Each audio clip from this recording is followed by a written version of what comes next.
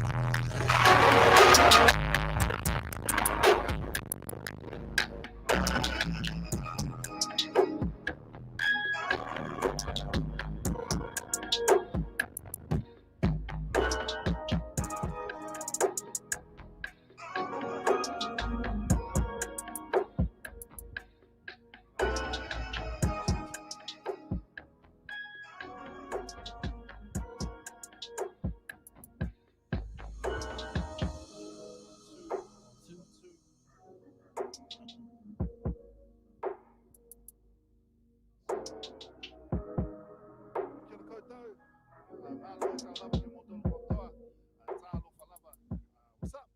Welcome. We're officially in day 2 of the Christchurch Hip Hop Summit. Super stoked. Super stoked that this is even on, and stoked that it's going to happen again. Better from last year. My name is Chch. I'm going to be your host for this evening. We've got some incredible keynote speakers who are going to be sharing a bit of their story, a bit of their connection to Otautahi and also to Aotearoa and the culture and stuff of hip hop. So it's going to be cool. Just a couple of housekeeping things for the whānau that are physically in the space. If you're looking for the bathrooms, if you head straight past the elevators, the bathrooms are just there. And we need to be out of here by 8:15, the absolute latest.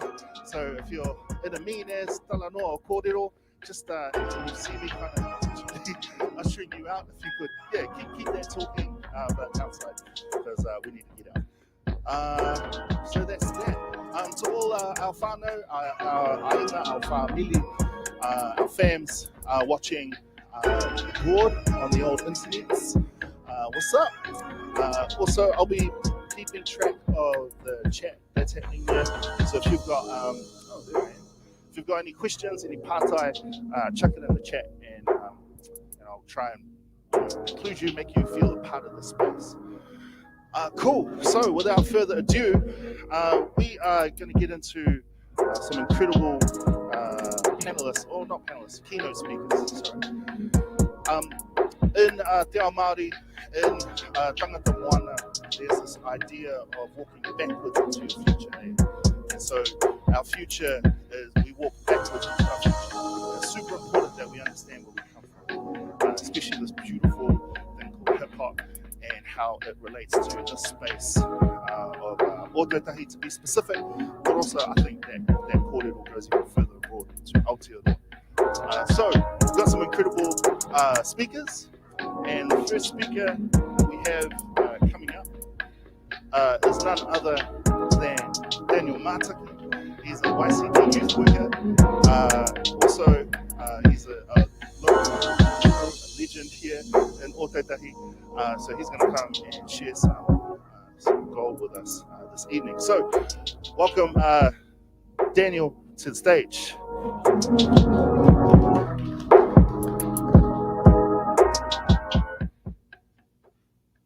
Kia ora everybody. What I'll do is I'll kick into this, but basically this is a presentation that I've stripped back that I use with young people that we work with at a place called YCD. So you kind of get in a bit of a taster of that, but I've slightly adjusted it just to fit this occasion. So yeah, we'll kick into it. Ko auraki te maunga, ko waimakariri te aua, ko taki tumu te waka, ko ngaitahu me te whānau apanui, me peke atu ki te moana nui a ki wā, Ngāti Hāmoa, me tonga tapu o ku iwi i te taha tōku whaia, i te taha tōku papa, ko Ngāti Kauwhata, Ngāti Kahununu, me te ati haunui a paparangi, ko Daniel Mātaki Jr. Tōku ingoa. Daniel Mātaki is my name. I've got this picture here of my dad because we both got the same name. Some people get us mixed up, so I like to make the differentiation of that as the junior. But yeah, I am a youth worker at a place called YCD. So YCD are the people that have put this whole summit together. So yeah, that's basically what they've got me up here to talk, just to kind of give some insight into who exactly YCD is and what we do. And so yeah, that's why I'm here. I work as a youth worker during the week. Work with many rangatahi here in Otautahi, Christchurch, and then but in the weekends, after hours, I do DJing as DJ Danny Ill. So that's how some people may know me. Some people may just know me as Daniel Mātaki. But yeah, I started DJing when I was 15, a long time ago now, and I now run my own business as a DJ, primarily doing a lot of private functions, weddings, corporate functions, etc. So it's really cool to be able to teach young people about entrepreneurship, just running your stuff and really knowing what you're worth. That's probably the key part that I talk about in my presentations, and yeah, because they actually worth quite a bit. But yeah, I think just being in the Christchurch Hip Hop Summit, I'd like to mihi to my good friend Rita Wanaya, DJ Infrared, Red, for putting all this together. So yeah, just give a big round of applause for Red. And a big mihi to our good friend Tommy, who's also been helping out a lot of organisers of this whole event. So it's really cool just to be a part of all this. Yeah, and I suppose the key people to acknowledge would be the people from Tūranga. So we've got Janai, she's been doing a lot of really cool stuff just to get us into this space. And we've got Whetu that's doing all the live streaming. He's the real tech wizard. So I'm just sitting next to him and just learning as we go. So I'll be here at the summit helping at the live stream. Yeah, so I just encourage anyone that's watching, that's out there, come along. All the details are online. Yeah. Yeah, I like the fact that we're in this library. It kind of makes the distinction that hip hop, it does come with information and knowledge. So we're in a place of knowledge. So I like to put that across to our young people that come here. A lot of them might be the first time they've ever actually stood foot in this place. So it's kind of cool to be able to bridge that gap for them. One cool thing that I realized last time that Richie did was he spoke about some books that he liked. I've got a couple of them on the screen there. So these are some really cool books that I can co-sign those as well, Richie. They're really cool and very hard to find. So if you're a young person out there, definitely recommend getting your hands on some of these, especially if you want to get involved in hip hop, because it gives you a good base understanding of the struggle of the people that created this genre, this music, this culture. So yeah, just to acknowledge that. But yeah, I thought I'd throw a couple of my favorite books in there. So I've got the Polynesian Panthers book. So any young people that are watching, make sure you go and get this book. It's written by a few ladies, but definitely Milani Anai, she's the key person of this. She's also got another really cool book, which escapes my mind right now, but it's out. It just came out very recently, so I recommend get that book as well. Also, Ka Whawhai Tōnu Mātou from Ranginui Walker, another good book. Yeah, so just tying it all into this library because we are in a really cool space, and come and have a look. This is another book that I've really valued. It's called The Art of MCing, which is from a guy named Stickman from a group called Dead Prez. And yeah, he's one of my favorite rappers, and I definitely recommend any young people to get this book. It's got some really good insights on how to improve your MC skills, and I read it and learned a whole lot of stuff. So yeah, and then lastly, I just put this one. This is a really cool book, and if you want to listen to the audio book, that's a really cool listen to because he's actually doing all the kōrero on that. So really good book. So what I was going to do now is just talk a little bit about myself. Where did I grow up? I grew up in a place called Aranui, which is on the east side of Christchurch. Yeah, so that's me in there with my teacher, Mrs. Senafo. Yeah, she's a cool teacher. Don't get too many Samoan teachers here in Christchurch, so yeah, very lucky, very privileged. And that picture at the bottom there's of me and my brother with Santa Claus at the Kohanga Reo in Aranui. So yeah, I just thought that was cool to put those up and just kind of recognize where I came from. And then we moved over to Hornby in the 90s. Grew up in a place called Pensacola, if anyone knows where that is. A lot of young people came through there, so I got to learn about young people in residence type living and family homes through that mahi. Yeah, so grew up in the 80s and the 90s. So this is kind of what I talk about when I do my presentation with young people, and just kind of talk about the olden days and using cassette tapes. And there was no internet, and it kind of blows their mind. But it's really good for them to understand that they have a lot of access to things that, man, I just dream about having Spotify when I was a young person. Yeah. In my teen years, I went to Aranui High School, went to Horomaka, Hill Morton, and yeah, that's me. But it was probably around those years when I saw this movie, which is a very. We came to the party a little bit late. I think me and Red, we were watching this in the 90s, and we were like trying to do breakdancing moves and that. And yeah, it was fun. But this is a really good movie, which kind of gave us a really good understanding of the culture of hip hop. And so when I do my presentations, I talk to young people about all this, and they don't really know too much. So it's really cool to be able to educate them on some of that stuff. That's a picture that I drew when I was 15. Yeah, so I was predicting the future. Pretty cool. Yeah, but as a teenager, I got to learn about technology, and I did a course, and just kind of realized how to bridge my love of music and with technology. So it's been cool to be able to use things like Serato and video and all this other stuff. Cool. YCD. So this is the part where I talk about where I work as a youth worker. So YCD, yeah, basically it's a youth centre in Christchurch on Cashel Street. It's not too far from here, 301 Cashel Street. All young people are welcome. If you've got ideas for events, come and ask us, and we'll make that happen. Ko te kaupapa o YCD, ko te arihitea o nā rangatahi I roto o tō huarahitea o nā mana, nā ihi, nā wehi kia tai atu ki taua taumata. So that kind of encapsulates what we do. We aim to navigate young people through the journey of self-discovery, which is basically like the core principles hip hop, so it's not that hard for us to kind of implement a lot of this. This is what we've been doing for a long time.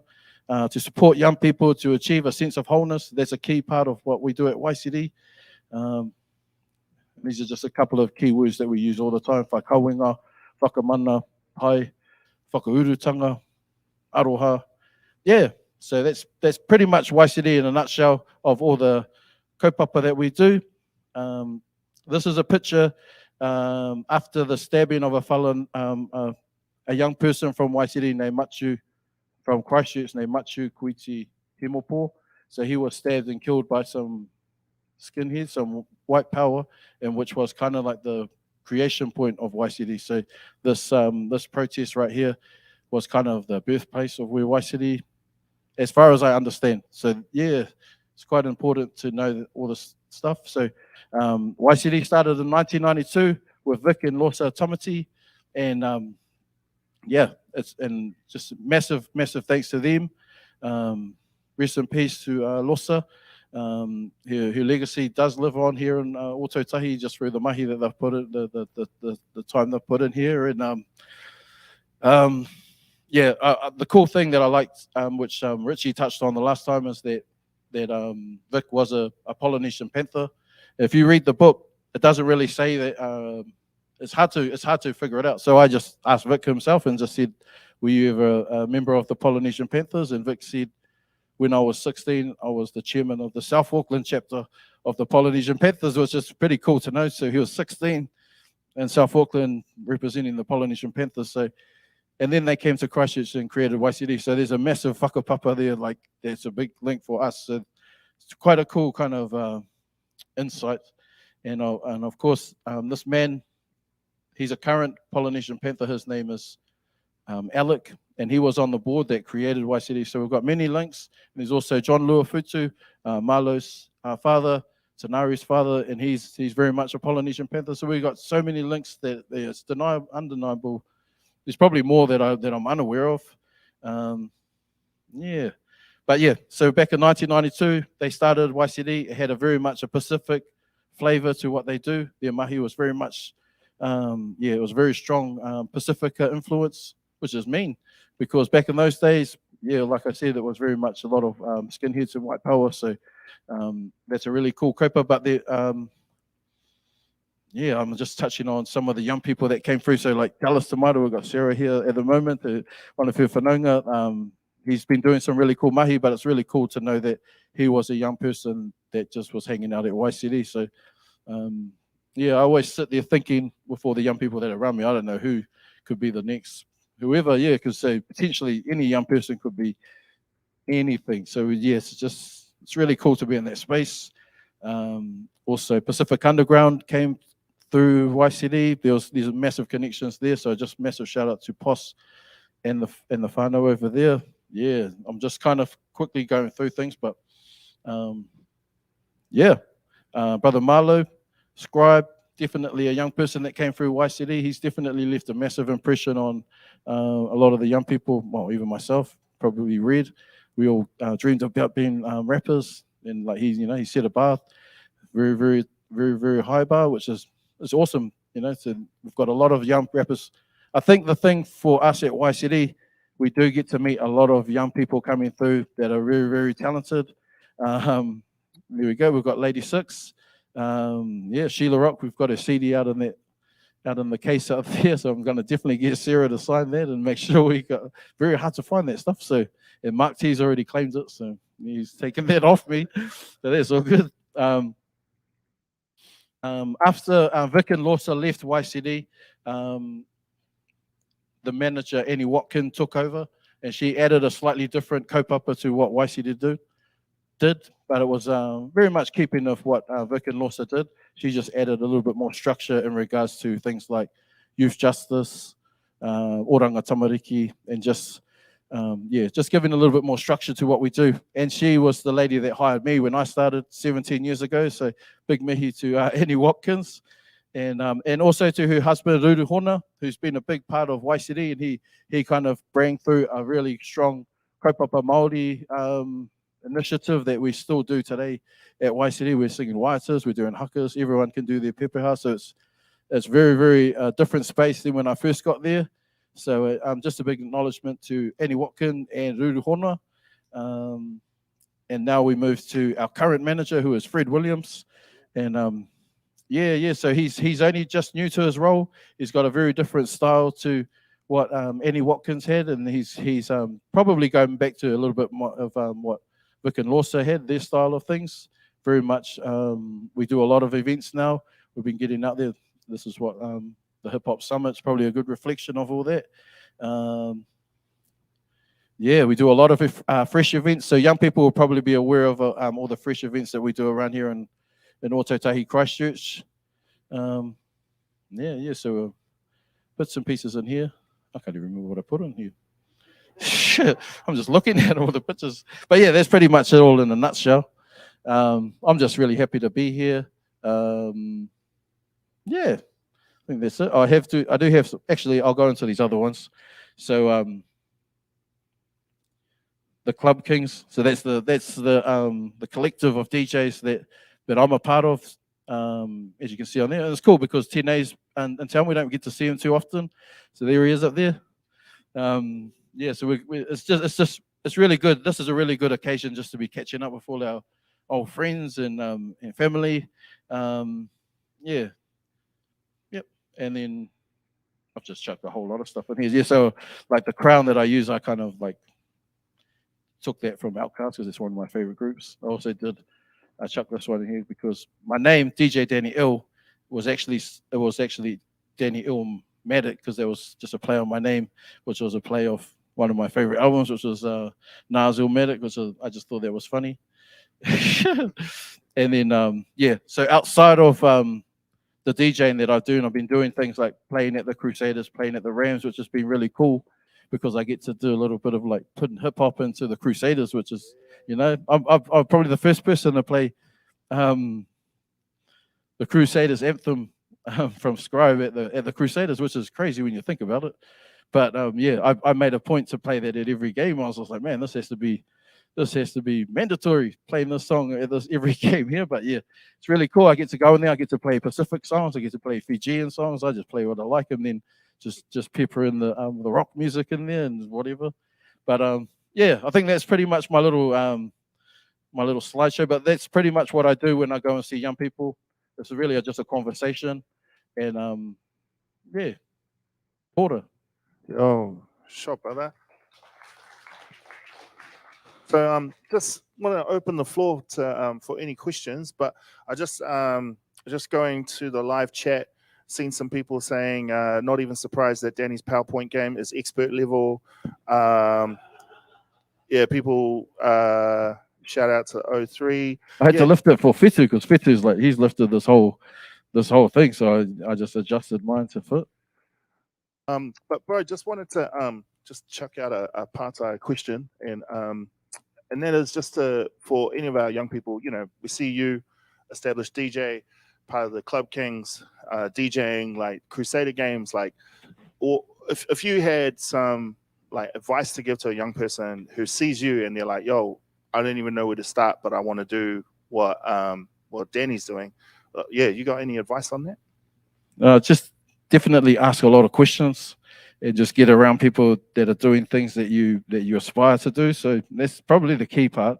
Just that's what I've realized because I've been able to hang out with heaps of people and just ask all the questions in the world, and they're always happy to answer. So it's pretty much young people just have fun with it. Sure. Is there any other questions in the audience? Yep, hold up.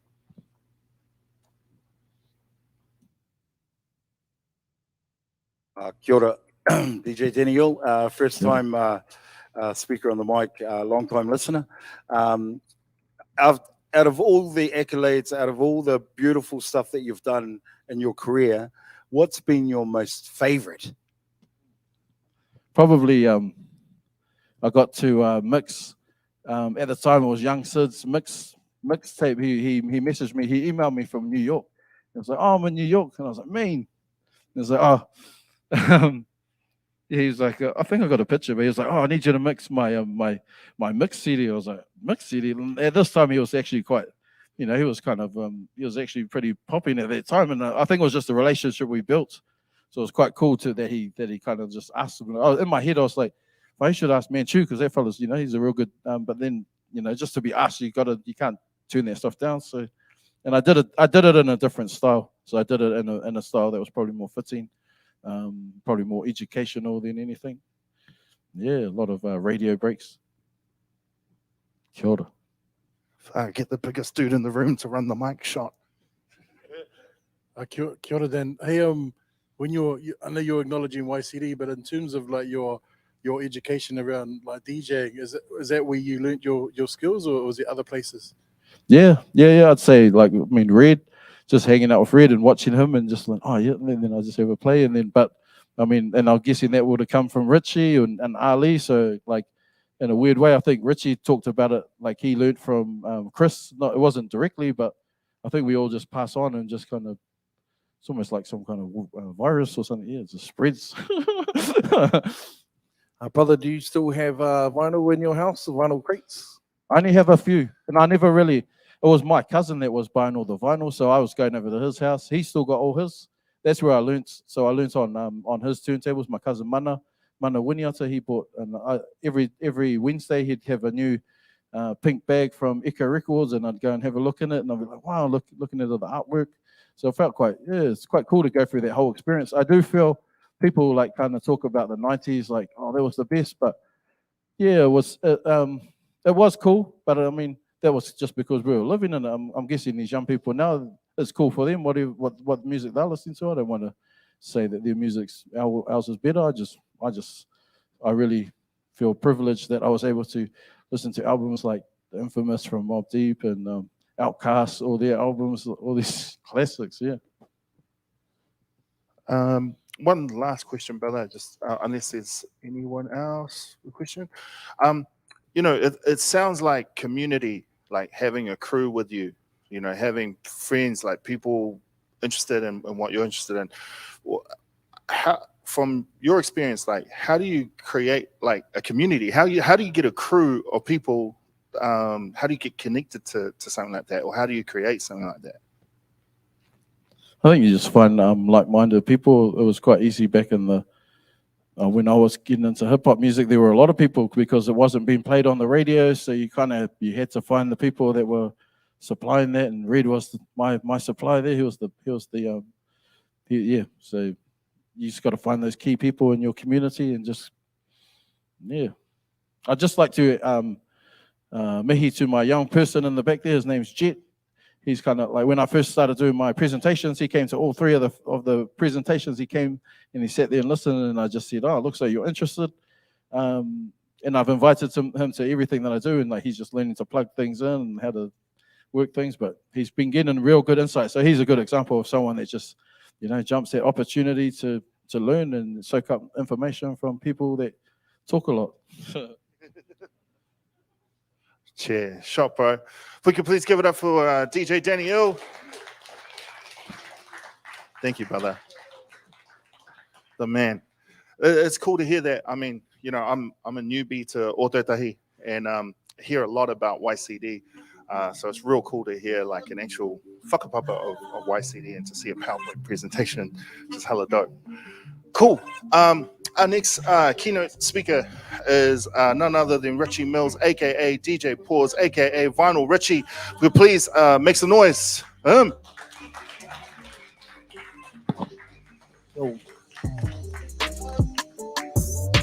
Oh, Ra was second. Ra, you said you were second before. What? Okay, you got me off guard. Kia ora, my name's Richie. I know a lot of you. You know me. DJ, breakdancer, crumper, house dancer.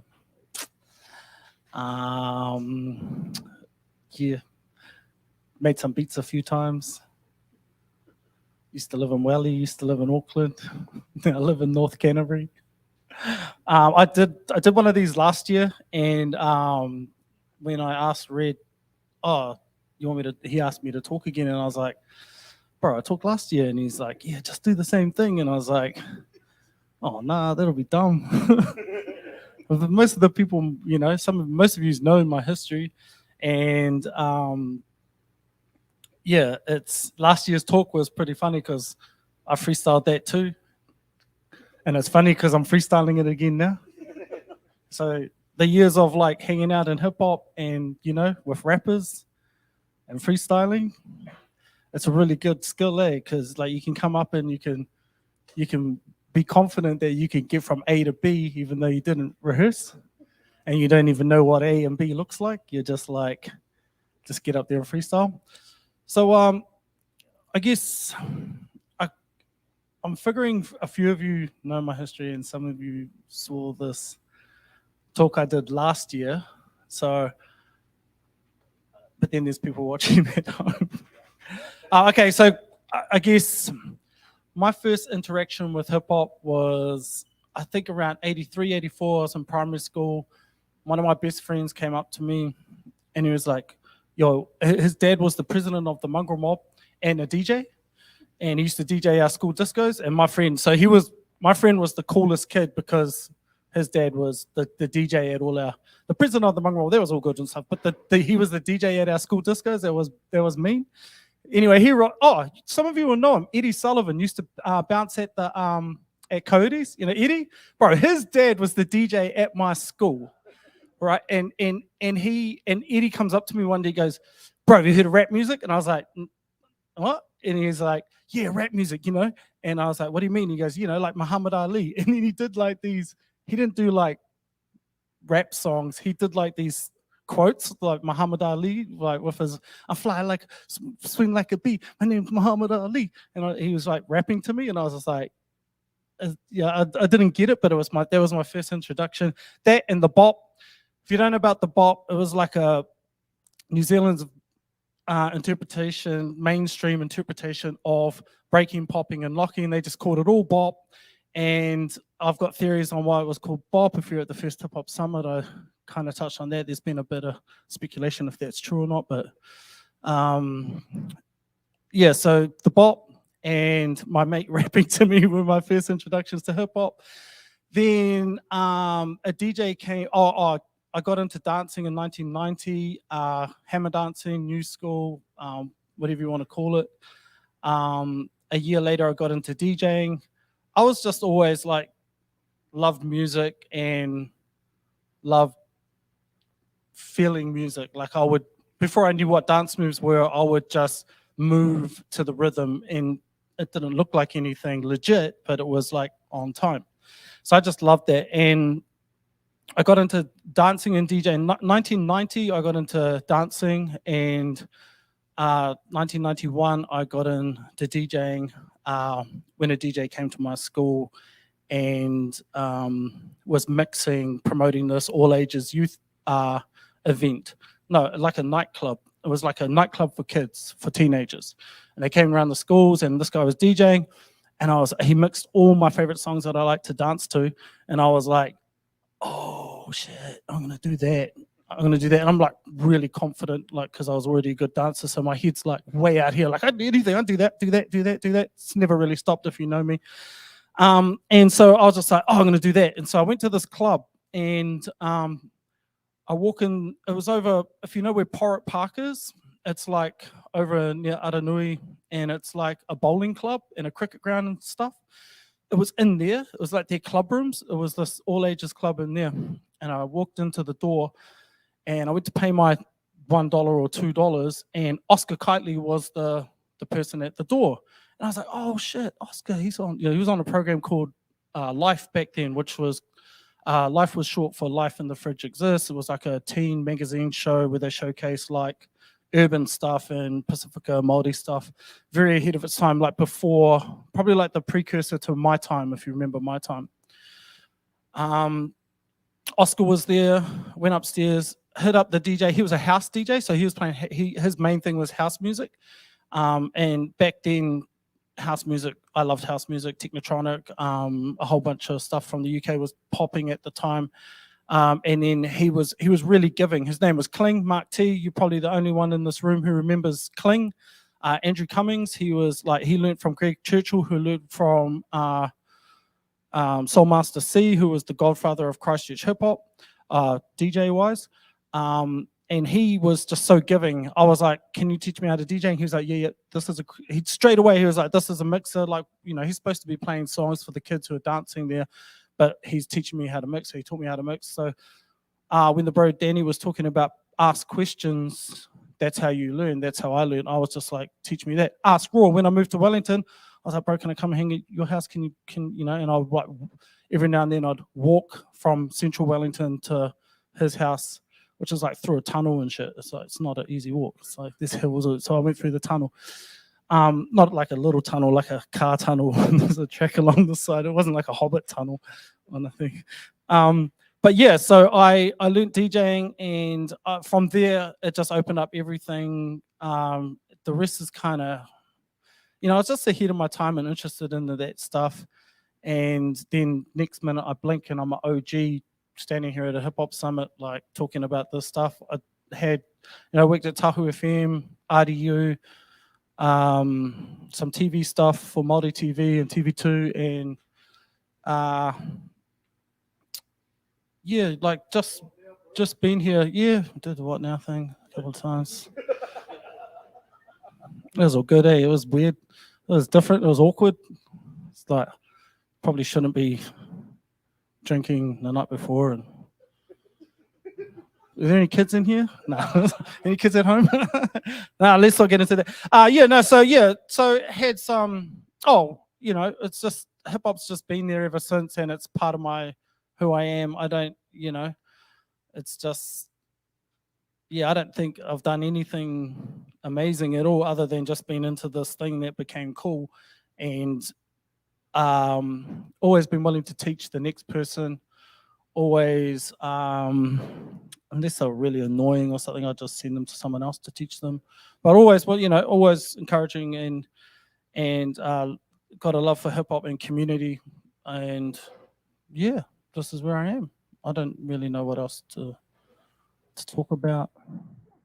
Got any questions? Yeah. Is there any No What Now questions, just hip hop related, please. All hip hop related, please. questions from the audience? I'll just, Tough crowd. I know them all. kick it off. I know, we know each other. It's all good. So you know, you talked about your journey with hip hop, your whakapapa with hip hop, and it being all the way back in primary school. You know, from then to now, because obviously you're still like in that world, you're still passionate about it. Like, what is it about hip hop that's kept you in hip hop? Like, you know what I mean? Yeah.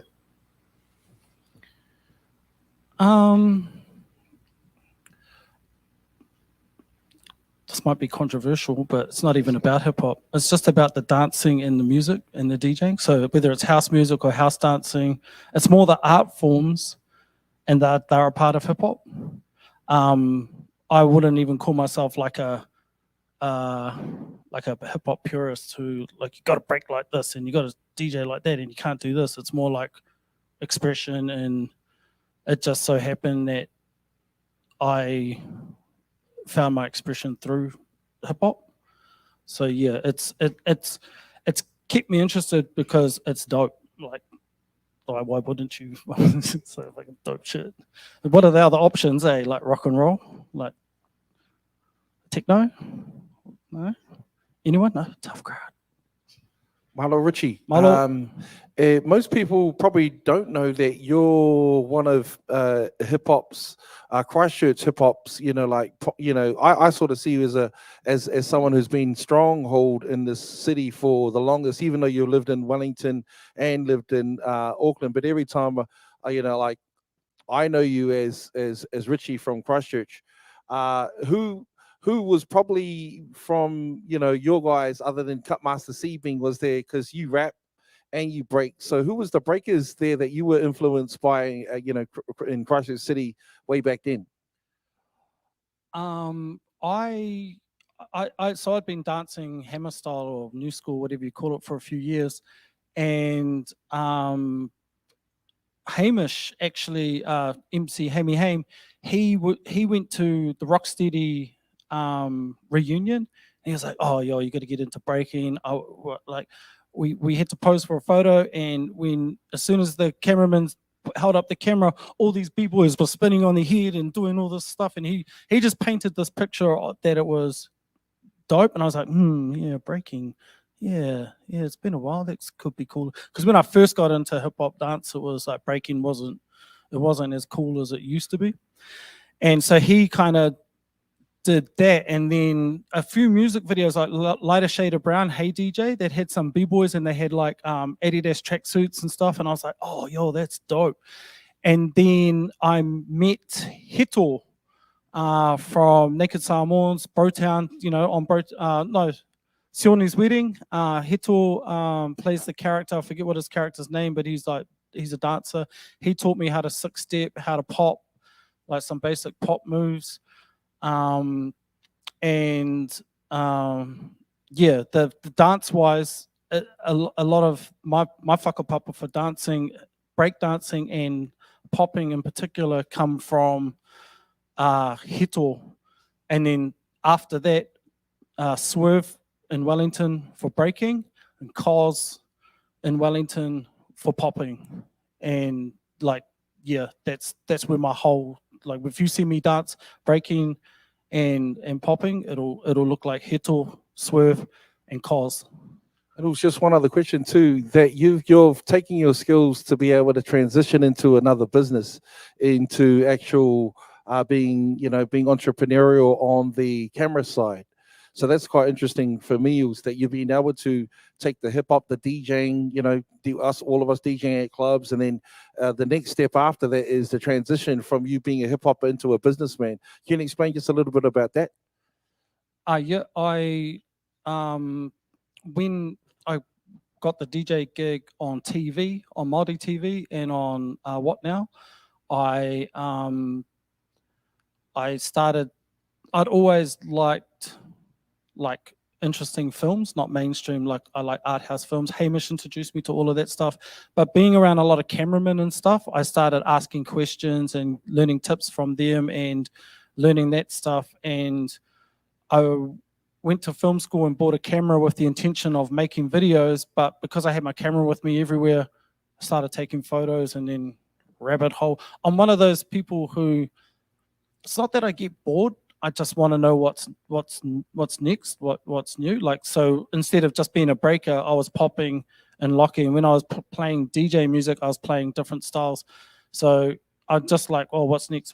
So the last few years, it's been astrophotography, and then, but the next few years it might be portraits. It could be is it boredom? I don't know, because I still love those. I love the repertoire that I have, and I love being able to grab bits and pieces and influence from it that go into everything I do. But it's forever evolving. So, yeah, evolution. Cool. Is there any other questions? Yep. Chair. Hey, suppose. Sup? Can you hear me? Gina? Are we good? Good to see you here this year. Nice to see you. I'm glad to be here at the summit this year, which is awesome. Hey, I just have a quick question for you, Paws. You used the term OG before, and my little brain is sitting here thinking about things. And in your opinion, I mean, you are an OG to me. I 100% think that you are an OG. But in your opinion, what are the prerequisites to be labeled as an OG? Because I feel like today people throw the term around very loosely. Yep. So to you, tell us what an OG is to you. Yeah, exactly what Danny said. Age. It's age. Grey hair? Yeah, No. It actually is, because and it's a bit weird because there's a lot of OGs, because I got into hip hop, like, I would say really like hip hop culture, like being like, okay, I'm gonna start learning about the culture. Was about 94, so a few years after I'd actually started doing stuff. And there were, and then I'd meet people like, say, a couple of years later, and they'd be like, oh, to them, I'm their OG. But the difference between 30 years ago and 28 years ago, there's no difference. We're all OGs. But I was just a fraction ahead, you know. But, you know, Mark T is more of an OG than me. Because when I turned up on the scene, Shout out, Mark T. shout out Mark T, put your hand up, my bro. Mark T, when I got on the scene and finally knew what hip hop was, through Hamish and Anton, through Beats and Pieces, he was already there at the gigs, coming to all the gigs, had all the music. He'd already been doing it for years. So yeah, but OG age, he's just older than me. But Awesome. not by much. He's actually just got into it a lot younger as well. He's just cooler than me. Cool. That's Thanks all for it that. is. Appreciate it. All good. Any other questions? Oh, yep.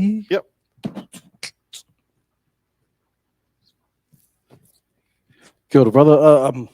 I'd just like to acknowledge your NFT mahi on YouTube. It's pretty consistent as I follow, man. And wow, do you think like the stuff you do with NFTs and astrophotography as an extension of hip hop? I don't know. Yeah, it seems like.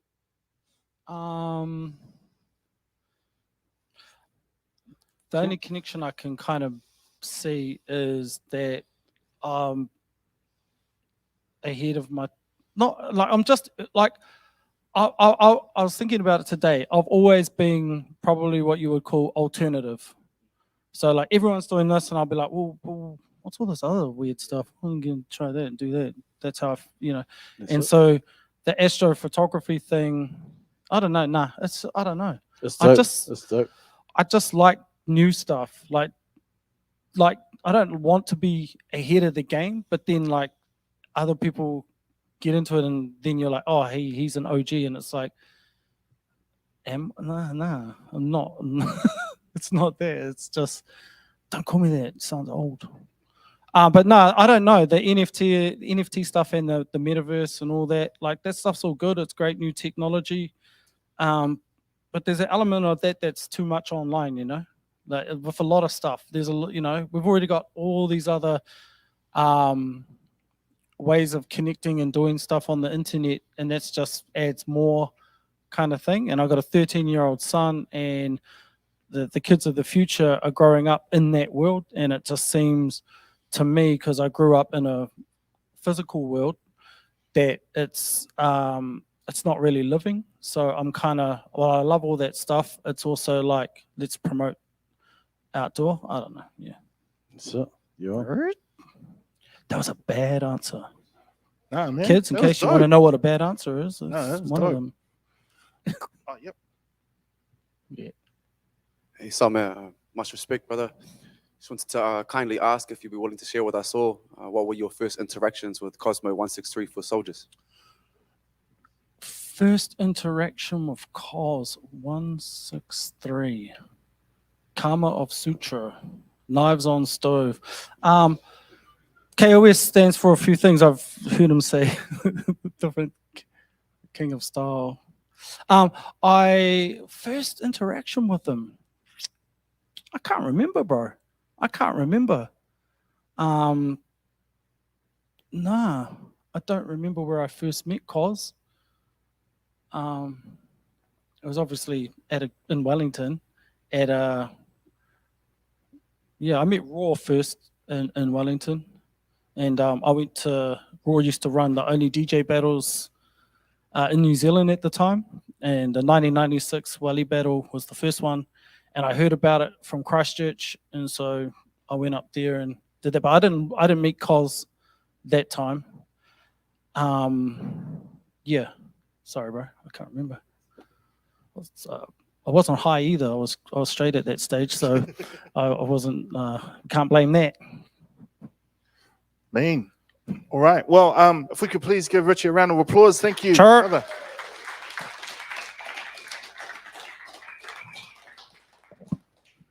So just to avoid any other surprises on the agenda, we got next on deck, we got Orbs and Ra, and then after that, we got Jamie, aka MC Peace, and then to finish us off, we got DJ Raw, who's going to be giving a keynote as well.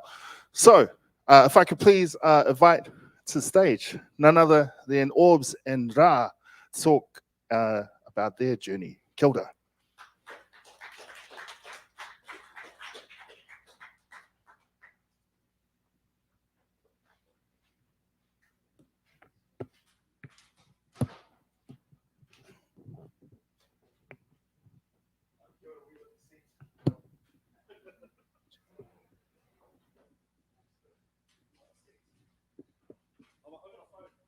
Guys, my battery is charged, so I've just made a couple of points in case it falls out of my hand. Stick it on this podium.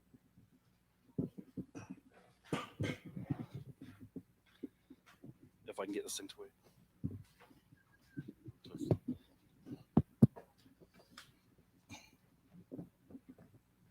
Tēnā tātou, nei te mihi kia koutou katoa e whakarongo mai nei, kia maua.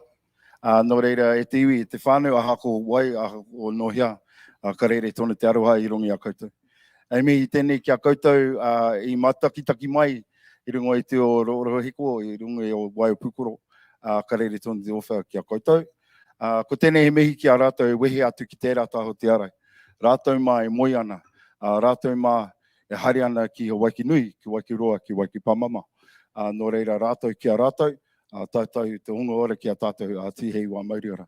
Nō reira, i rongo i te kaupapa nei, e mihi tēnei ki a koe, e te rangatira Red, mō tō whakaaro rangatira, e hāngai tēnei kaupapa mō tātou i roto i tēnei. Nō reira, tēnā te mihi ki a koe. Kia koutou hoki ngā whānau nei, o tautahi, o tautahi rongo hip-hop community tēnei nō reira, tēnā koutou katoa. Quick translation, sure. My name's Ra Dallas. Yes, I was here last year, and after listening to Met Matahairis, I thought I'd better come more prepared. So the preparation is, I'm just going to leave it to Orbs. Kia ora. Cheer. I'll take a seat now, Orbs. There you go. Speak truth. Oish.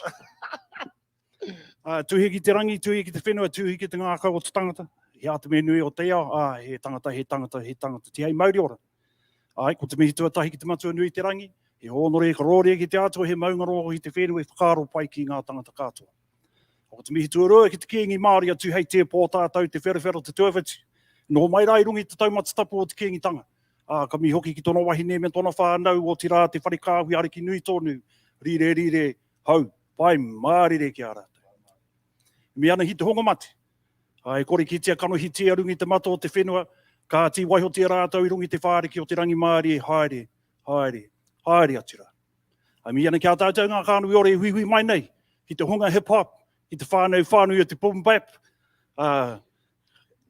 kia ra hui mai tātou, hei te whakanui, te kaupapa, te mahi toi, te pūkengatanga o hip-hop. Nō reira, tēnā koutou, kia ora hui mai tātou.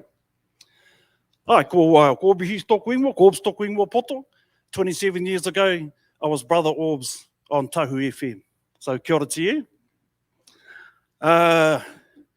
21 years ago, I was at the second national summit in Auckland City, the first Auckland summit. It was 2001. 9/11 had just happened. We had a bunch of manuhiri over from New York City who were scrambling to phones trying to figure out if their whānau were all right. It was a really chaotic start to that. One of those manuhiri was Ken Swift, Prince Ken Swift, original Rocksteady crew, who are a b-boy collective that are all over the world now. They started off on the borders of Spanish Harlem and Upper Manhattan, New York City. I grew up idolizing Ken Swift and Rocksteady crew.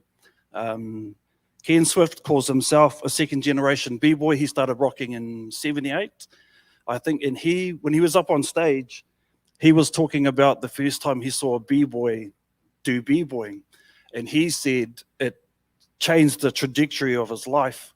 He said that he didn't know what it was about, but he knew he wanted to be a part of it, and that resonated because that is exactly what hip-hop was like for me. The first time I saw someone b-boy, I had no idea what it was, but I knew that it was something that I wanted to be about. So I became this black hole in space, sucking in every bit of information about hip hop I could get my hands on. So I became that insufferable know-it-all of hip hop. There's always that kid in class who likes trucks or wrestling. And when it's art day, he draws a picture of a truck. And then when he tells stories at storytelling day, he tells the stories of trucks. I was the same. All I wanted to talk about was hip hop. And I learnt the dance. I b-boyed, I joined a crew, I battled, and I thought I was pretty nice.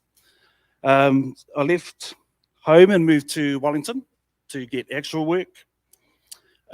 This was so long ago that in music stores, there was no rap section. Like, to get music, you had to know people, and you got bootlegs of bootlegs of bootlegs of bootlegs. In Wellington, there was the Wednesday night, the Uncut Funk Show, Wednesday night Radioactive, TP Res B. I was at Polytech at the time. It's funny how hip-hoppers tend to gravitate towards each other. I suppose all like-minded individuals find each other somewhere. My first day at Polytech in Wellington, to help us get to know each other in class, we played b-ball at Petone Tech before it became Welltech. And we were just sitting on the floor afterwards, and it was a big smooth floor. So just for the hell of it, I dropped down and tried a rotation, but I was too stuffed after basketball. I was just lying there looking at the ceiling. And one of the other guys in my class came and stood over me. He goes, "Bro, what was that?" And his name was Regan Huriwai. He used to be captain of PSR, Poiro Street Rockers, back in the day. And his mate was also on our course, Lyle Ratu. I don't know where Lyle fit into the grand scheme of things, but he knew guys who did the Radioactive show. Ra had the suede Pumas with the fat laces, and he just had he looked like a b-boy. He had the b-boy sensibility, and he was able to get me music when I really, really needed it. So the last thing that happened before I left Wellington was my older brother had got into radio, and his boss, Ngahiwi Apanui, who became, well, now he's the head of the Te Taurawhiti, he came down to produce an album. So we were hanging out at Tūpokotika radio station during the day and at the studios at night, Marmalade and Black Cat, I think. So my experience was listening to Active, hanging out at Tūpokotika, and also, this is really random, but the start of Buffalo Girls by Malcolm McLaren has a radio intro to it. Malcolm McLaren went to New York City, picked two obscure DJs from an equally obscure hip-hop radio show called C Divine and a guy called Just Allah, and they called themselves the World Famous Supreme Team, and they had a show called the World Famous Supreme Team Show, which was on a radio station that serviced New York City and New Jersey called WHBI-FM on 105.9.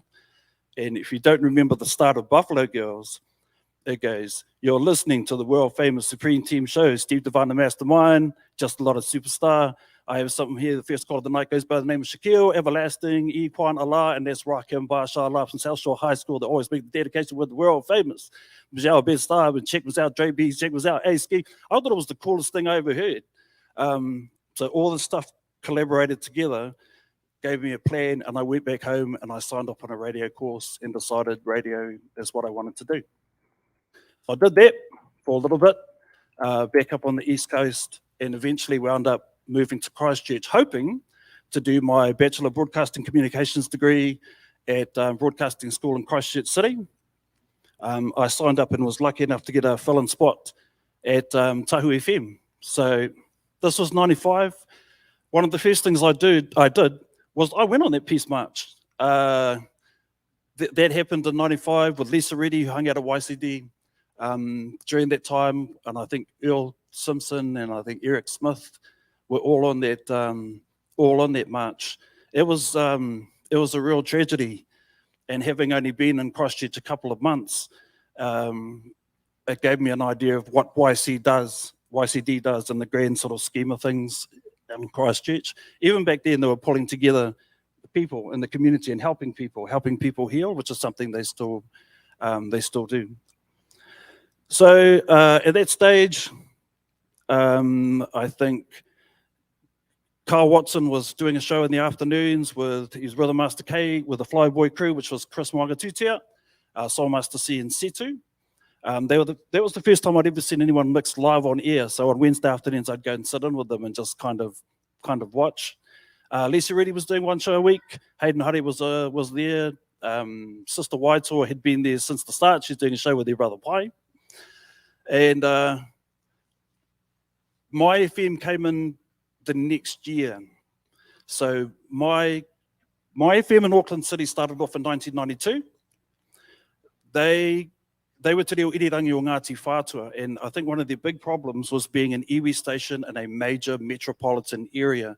They couldn't follow the blueprint set down by stations like Tainui or Ngāti Porou, because those people only have one iwi. You change your mita to suit that iwi and your history and your kaupapa and all that. It's easy to map out. In Auckland City, they had all iwi and all peoples, and they had to sit down and figure out a way to reach those people in that kind of pan-tribal way. So they took this unique approach and they formed a dream team of radio. So by the time we got my FM, or by the time they came down and approached Ngaitahu to collaborate, they had Graham Pryor, Money Taylor as program director, Charles Graves as technician. Ross Goodwin was the booming, deep voice of all the MyFM sort of liners. He's a legend in radio. He's up there with like Kevin Black and Swampy Marsh and that whole era of radio legends in New Zealand. David Bridgman in production. They just had these experts in all fields. Simon Jackson was there at MyFM. So they approached us as a fully fledged, functional commercial radio station, slicker than anything else sort of going at the time. So they could have come down and then just set up shop, but that's not the Māori way. Ngāti Whātua came down, had a hui with Ngaitahu. We collaborated and we took on their 11 different herbs and spices of a format. They kept our local announcers, and we started broadcasting an urban hip-hop and R&B format to a youth audience. Aaron Munro, known as Gooseman, came down the following year. He actually did do his Bachelor of Broadcasting Communications degree, and because he was studying during the week, he was only available on the weekends initially. So he did the first show on the new format on a Saturday morning, even as the karakia was still going to bless the new whare. He was on air. So we kicked it off. Eventually, this is really, really long story short. I ended up on Breakfast with Goose, which was super cool. Lisa Reddy was on at nights, Carl Watson during the afternoons. Goose was already a bona fide like star in iwi radio. Everybody on the network knew him. When he used to broadcast out of Kahungunu, people used to book him to like appear on their breakfast shows as like a guest host. He is fearless and funny. He is supremely well prepped. And, shout out to Goose. Well done, Goose. And he's sitting there in the back in his orange shirt there. So we used to do a show called Goose and Orbs for Breakfast, 2 Eggs for Breakfast, back in the day on Tahu FM. Lisa equally as amazing on air, and I felt really country coming down from the East Coast. So initially I was really intimidated, and I found every day I was trying to push to show that I was as good on air as these people I was lucky enough to be working with. We ended up, Shane Padley was our studio engineer for a little bit. Ken Hippolyte was our manager. At the start there, Tanya Carr ran we had two frequencies, and our kaupapa frequency ran alongside the commercial frequency, the idea being that the commercial one would fund the kaupapa one, and we'd be able to run them like that.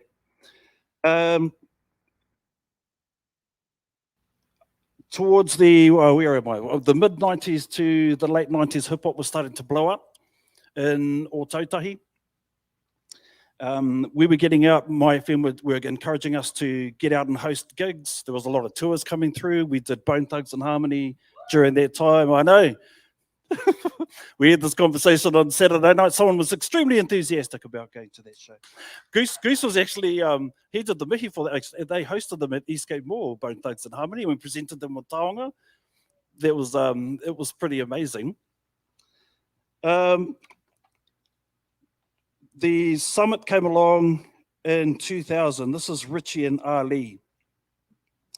I'm cutting out lots of stuff here, but I was starting to slowly get to know the Pacific Underground whānau here in Ōtautahi.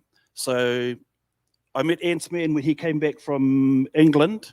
He got a spot on Tahu FM as a hip hop DJ. Ant was mixing a lot of jungle back then, and management didn't think his style of music fitted in with with the kind of music we were playing. We were playing Return of the Mac, and then Ants comes on, and his music was very, very different.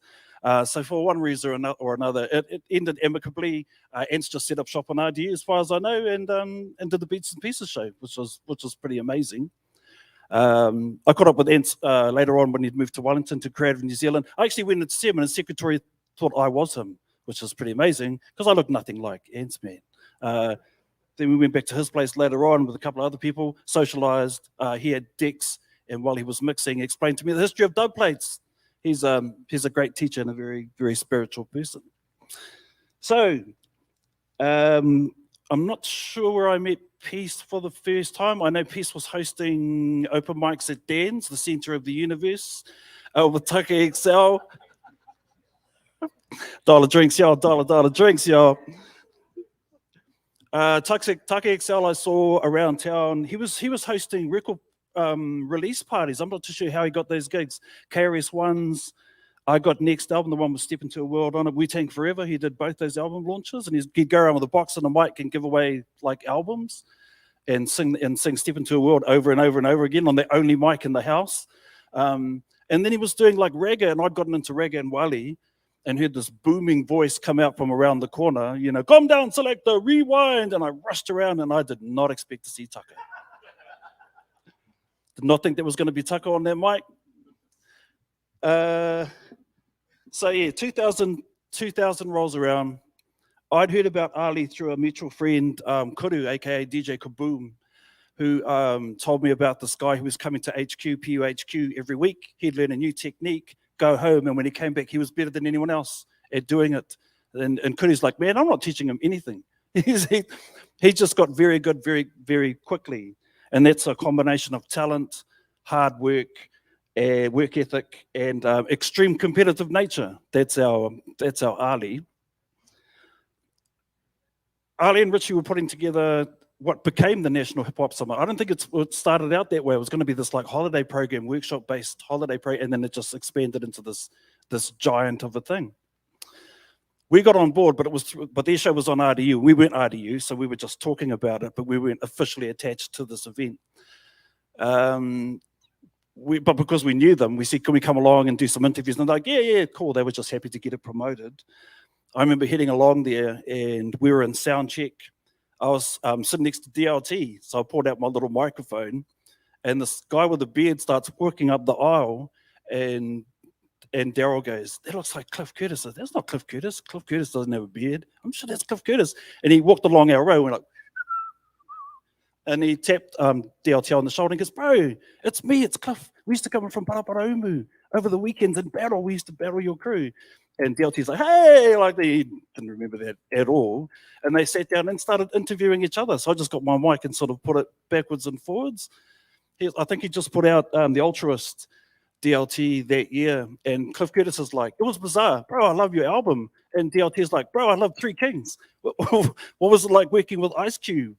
And Cliff Curtis was saying, oh, apparently Mark Wahlberg and George Clooney hung out in their trailer and didn't talk to anybody. So he was all by himself. So he hung out with Cliff Curtis, told Cliff Curtis that he started to be an architect.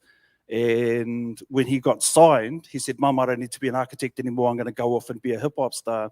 And his mother made him finish his architectural degree before he was allowed to do anything else. And then Cliff Curtis leans over to the mic and he goes, so whakarongo mai rangatau ma, get your education. It was gold. It was this gold interview. We interviewed a whole bunch more people at the summit. It was the who's who. Interestingly enough, I went to the Q&A session of the Dawn Raid movie early last year. Tiki Tani actually hosted it in Tauranga because he lives there now. And I got Danny and Andy and Oscar Kitely on my show the next day, which was supposed to be this 5-minute interview that turned out to be about 40. So we're just sitting there talking, and Brother D said that the turning point for Dawn Raid was the exposure they got at the summit in 2000. And he rung Ali and he goes, bro, I've got 20 people to bring down. If I can't bring them, it's a waste of time me coming. And Ali apparently rung her back and said, we can do it. We can pull it off.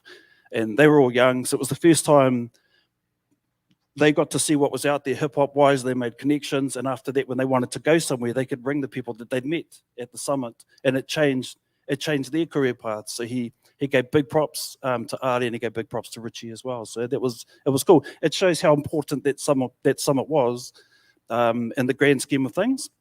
And one of the fortunate things for us as Tahu FM is during that summit, got to talk to both of them, and they said, man, is there any chance we could just move our show onto Tahu? Do you have a spot? And we started them off on Saturday nights, Main Source Hip Hop Show. Scribe did the jingle, and he'd ring up every once in a while and freestyle on their show.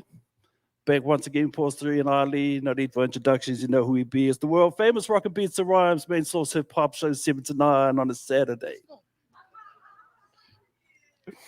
How'd they go again? Yeah, Scribe's lawyers will hit me up on that one. So he put that one together. I've heard him perform that at park gigs here in Christchurch. People wanted to hear it, the Main Source jingle. Oh my gosh.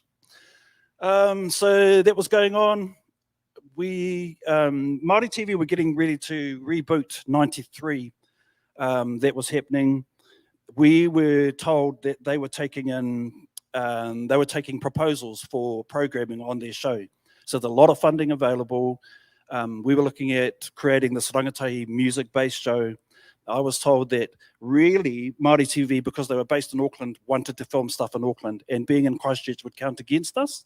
Money-wise, they probably wouldn't be interested, and there were so many people creating these proposals for a show. So they said, here's the brief, do your best, but don't expect too much. So that no one's going to fund us anyway. So we just made up this monster of a show. I wanted a hip-hop show that was more about the community and the culture rather than just music. And I wanted like all elements to be involved. And I wanted the battles to take place in this big boxing ring outside in an alleyway because of Street Fighter. I wanted it to look like Street Fighter, and I wanted big flaming barrels on either side of this ring. And we sent this thing away. I got Johnny for Hire to come in and do the calligraphy for the headings in a tagging pen. And we sent it off to Māori TV. And then a month later, they rang back and said, we love it, we'll do it. So they funded it, and then we had to make it. So we sent it out to White Bay TV. They played around with it for like a month. And I remember the first time I went out there and had a look, and they were like, ta-da, and there was this whole set, and they opened up the roller doors to the car park, and there was a boxing ring, and then they fired up the barrels on either side of it and played music. It was incredible. It was this amazing, amazing thing. So then we started getting people on board for it. Richie was kind of a no-brainer for the DJ, wanted a resident DJ on there. And that's where Vinyl Richie got created for that show, the name. He came up with that one. Sema, Charisma was one of our presenters. Comical, who was an announcer on Tahu FM, and Sister Waitoa was the other one as well. So one of the really cool things about doing Two Horn on TV was that every time there was an artist that came out that I liked and wanted to meet, I'd just write them into the show, and then they would magically appear 2 weeks later, and I get to hang out and have pizza with them in the ready room and chat and stuff. So it was just super fun. I look back, and just this idiot who liked hip hop at high school got to do hip hop radio and then write hip hop TV. So very, very, very fortunate for that. We were doing a lot of tours, doing a lot of hip hop tours through. Cypress Hill came through.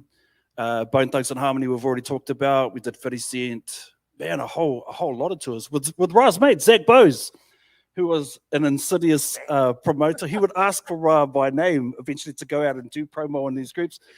And also a lot of the Auckland crews that had come down for the summit were continuously coming down here and touring. I'm talking about Severe. SAS had been created. He was bringing artists down with him. And he rang me and said, bro, I've got 2 vans. I need to take these boys from Christchurch down to Dunedin. Can you drive the other van? And I said, no, I'm busy because I don't drive. So I gave him Ra's number. And then Ra became Mr. Dawn Raid. Oh, is it? That's your cue, dog. Is that the cue? Yeah. Well, there was a no-brainer either. I only had my learner's license, but I didn't tell him that. So I was like, sweet. That's how I got my job at Tahu FM too, because Orbs rings me up one day and he said, hey, look, we need someone to do the promotion. And Goose was there at the time. And they said, we'll get Ra. He can drive the truck around, the Tahu FM truck. Sweet. Ra, you've got your full license, eh? Yes.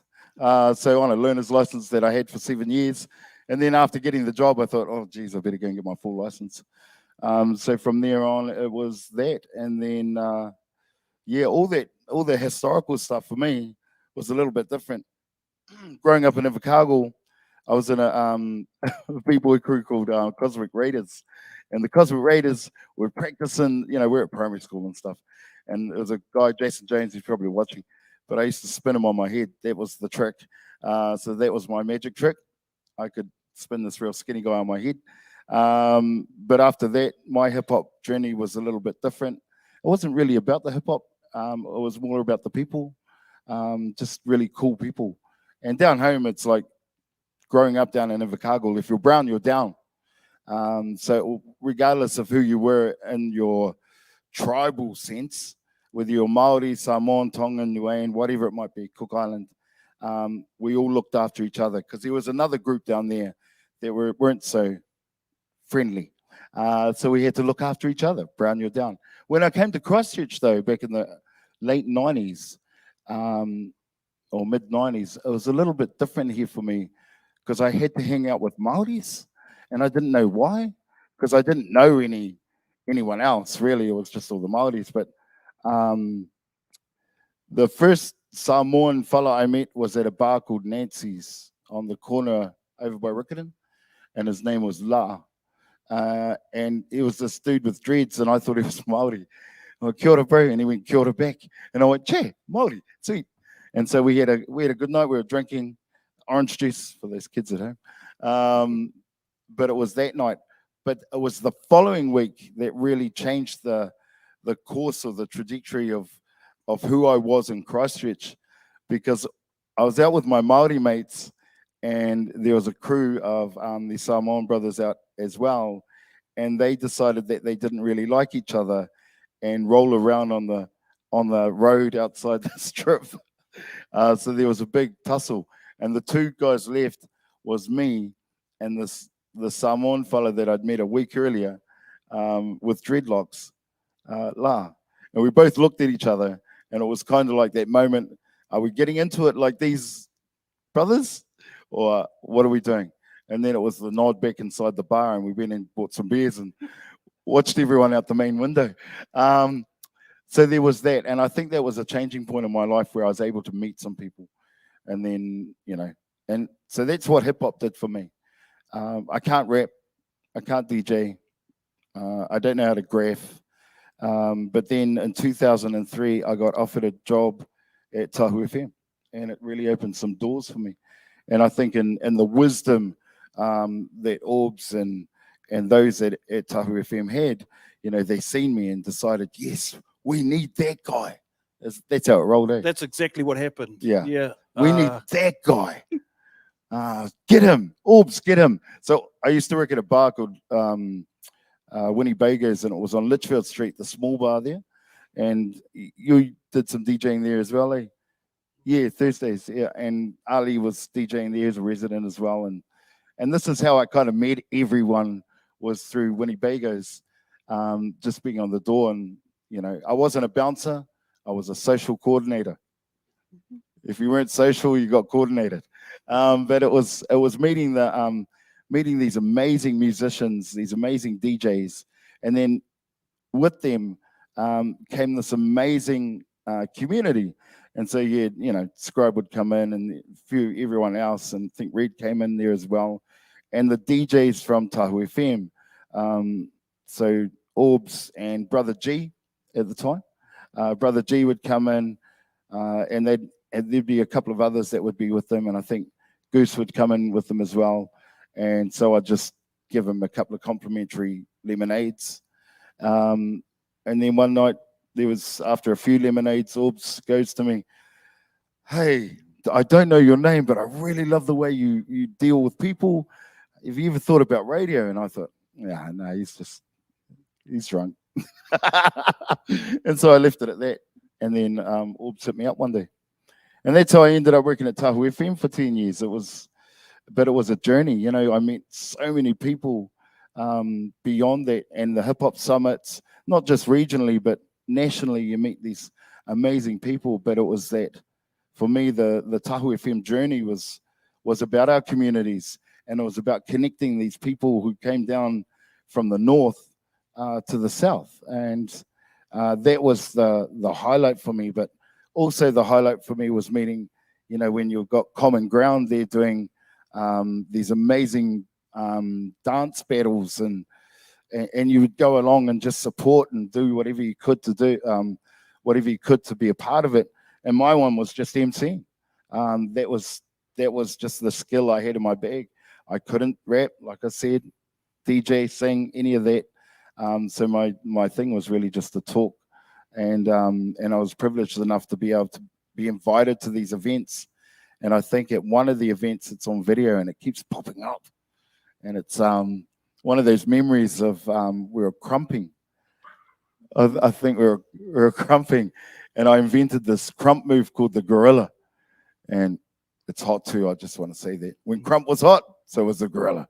But yeah, it was just, and being accepted was a big thing, you know, when you're in the hip hop community, because you can be up on a stage like this and have all these amazing people sit in the audience and look at you and with judging eyes.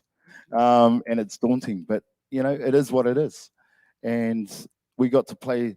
I remember the first time we played King Kapisi song on Tahu FM, Whai Pia. And so for me, it was like listening to another language, not just Maori, but here we are now just crossing divides of amazingness, of people actually just giving their own cultures out there, and we're able to be a part of that. So that was my big thing. Anyway, carry on, Orbs. You're doing well. So what really happened was Ra was on this radio course called He Tohu Pōkai Rua. He came in with a bunch of other students. He was mediocre. Oh, was that the one? Oh, anyway, yeah. And so, but we took him. And who said no? We got him as a driver to help with our programs, me, him, and G. He was really good with kids when we were setting up gear at schools. It's not a good thing to say these All things. right. And we tried him out at one of our park festivals. He's also really good on a live mic. And then one of my brother G got sick one afternoon, and I realized I didn't have a second. So I rang Ra. He was at dinner with his wife. And I was like, hey, do you want to come in and train as a DJ? And he goes, what? Hey, you're not kidding me, are you? Because you're going to ruin my night. I said, no, come in and train as a DJ. So he did. And that's how Ra got his job. It's it was funny too, because I remember doing the drive for the first time, and I used to talk like this when I was on radio, because that's what you hear on radio, is everyone talks like this, and it's like, you're listening to Tahu FM. The time now is, because all we ever heard, well, where I grew up, was pretty much white guys, just with white voices. You didn't hear the bass, or you didn't hear the, yo, what's up? You're listening to Tahu FM. Lock it down. We've got the best music in the world, all of that sort of stuff. And so I had a group of my mates. So Komini Kururangi, who else was there? There was Te Pahi, Hepity Harris, you had Phil Burrell, and not Te Aripa, jeez, Hamiora, Kahi. So the four of them would always say, I'd always ask them, because you need bros or you need people around you, eh? I'd always say, Howard, bro, did you listen to the show? What do you think? And I was still learning. And they'd go, yeah, no, that sucked. Be better. And so it was a little bit of time, and it was Orbs and Lisa Reedy really that took me under their wing, and they said to me, and you'll probably get this too, as artists, as DJs, as MCs, find your own voice, find your voice. And whatever that, you know, when you find your voice, the doors will open. And so they pretty much, you know, Orbs and Lisa pretty much helped me with that, the learning, but it was my mates and my friends and my community that really kept me in check. And so you just got to have a thick skin for being kept in check sometimes, because sometimes they give it to you on the realness and you don't like it and it hurts. But you just got to move on and just take it as, you know, as good feedback, and just move on and get better. So yeah, I was lucky to have people around me. And also, you know, when you've got people like Ali who doesn't lie. Yeah, anyway. Just, I know we're running out of time here. After Main Source shut down on Saturday nights, we created the Hollow Mix show. Ali came on Wednesday nights. Richie was on Friday nights. When Richie went on What Now, when they stole him from our Tūhono show, he couldn't go And made anywhere. real money. he couldn't go anywhere without being mauled by kids. If we had kids in the studio, when he came, he would have to barricade himself in the studio while they stared through the window at him. Oh my gosh, it was pretty incredible. But yeah, it's been a really interesting journey. Tahu FM's a bit different now than it was back then. Hip hop changed from that initial sort of dancey sing along with broad appeal sort of hip hop during the early 2000s. Hip hop got a lot more complex and it wasn't quite as bouncy anymore. So I think it was getting more nichey. Lyricist Lounge came out and it became more of an acquired kind of taste. I remember ringing Hayden Hardy at Flavor and I was like, bro, are you playing Justin Bieber? I'm afraid if I play Justin Bieber, I'm selling out. But if I stick to the hip hop that's available at the moment, I'm going to lose a sizable chunk of my listenership as well.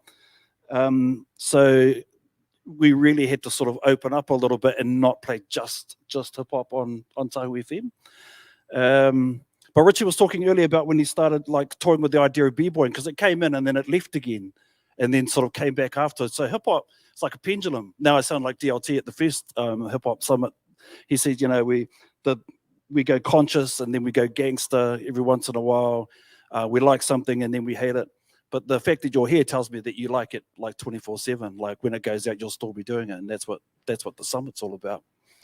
I think we have to give acknowledgement too to the club DJs, all the club DJs that are out there that are doing, you know, the amazing things that they're doing. But back then, you know, when you had Coyotes, you had One Bar, you had Dan's, you had there was a bar downstairs from Dan's. Yeah, the Liquor Lounge, and what was that other one down on the other side? Biff's. Yeah. Oh yeah, that was a long time ago. But you know, all these club DJs, they were really on the grind back then, and I know that we look towards the technical side of things, but it was those club DJs that really opened the doors for Tahu FM, especially to do the after parties or to do those types of things, and like what Club Kings do now, obviously. But back then, it was really hard to work in with a bar because they really wanted to know what they could get from whatever event that we were trying to achieve, because hip hop came with some really different thoughts, you know, from different people. Hip hop came with, you know, the gangsters and, you know, all that other derogative or demeaning terms towards hip hop. But it wasn't. In fact, it was hip hop. They made all the money. And then it changed from just being a brown or black music into being a multicultural field, a multicultural stage for everyone to be a part of. And even now, man, I see white boys crossing in front of my cars, click, because he gets scared now. But it's that, and I just want to acknowledge the clubs that really supported us, because there weren't many in the day, but there were also a lot that were able to do that. Barfly, geez, I remember Barfly doing gigs at Barfly at Tahu FM. You know, when Corey was doing on the great cocktails on the bar. But those types of events really lifted us. And the other thing, and I see Ben over there as well. I remember we went to a video shoot for a music video, and it was out at Sumner Way somewhere. And you were there, bro. There was lots of people there, and a lot of smoke. But it was a great time to extend the community from just hip hop into that genre of music, into that reggae, Afro beats type stuff. And it was cool for me because I was learning heaps, and I still am. Geez, I'm nearly 50. But it's part of that journey. And when you're talking about OGs, I don't consider myself an OG. I just consider myself old. But still hopefully around, because what you all do is real cool. And I really appreciate you all, because you helped me with my career in radio and broadcasting, but also with what I do now within my communities, because I bring you with me, and that's the best part of what I do. So thank you very much. Kia ora. Kia ora. You're more like, oh, gee, it's kind of. I said hello to Mark on Saturday night at the welcome, and I called him OG, and that's a respect thing. So to me, Mark fits the criteria. Hell of being an yes. OG, pretty much. OG hard. Him and Tuck, man, they just stand there and talk for days. It's like, wow, listening to them is like, it's like watching two encyclopedias just go at it. You know, it's like, wow, Google versus Google. Yeah. You know, but everyone in this room has got their part of that history, and it's really, really cool to see everyone. You know, see Jamie and fucking everyone. Yeah, It's and like cool. Danny said, with his amazing slideshow there as well, there's a disproportionately large number of talented hip hop people here in Christchurch City. Scribe is a phenomenon. What he achieved still hasn't been surpassed. He's the first one to really make it, and he was from right here, so we should still celebrate what he has done. NYCD, big kia ora going out to DJ Daniel, DJ Infrared, Rowley Avenue, A-Town representing Club Kings is in the building. Oh, Raleigh. Hey, yo, Raleigh. Don't forget Raleigh. So, kia ora. Thank you very much for having us. It's been a pleasure. Kia ora.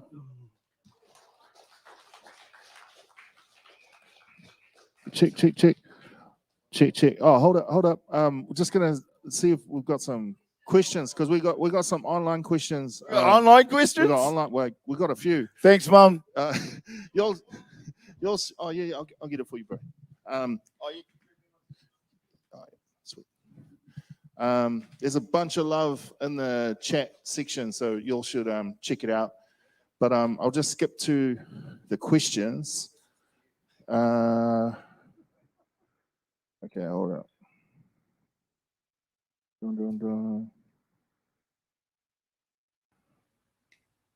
Oh, there's a lot of love on this. Yeah, classic show. Shout out, man. Source.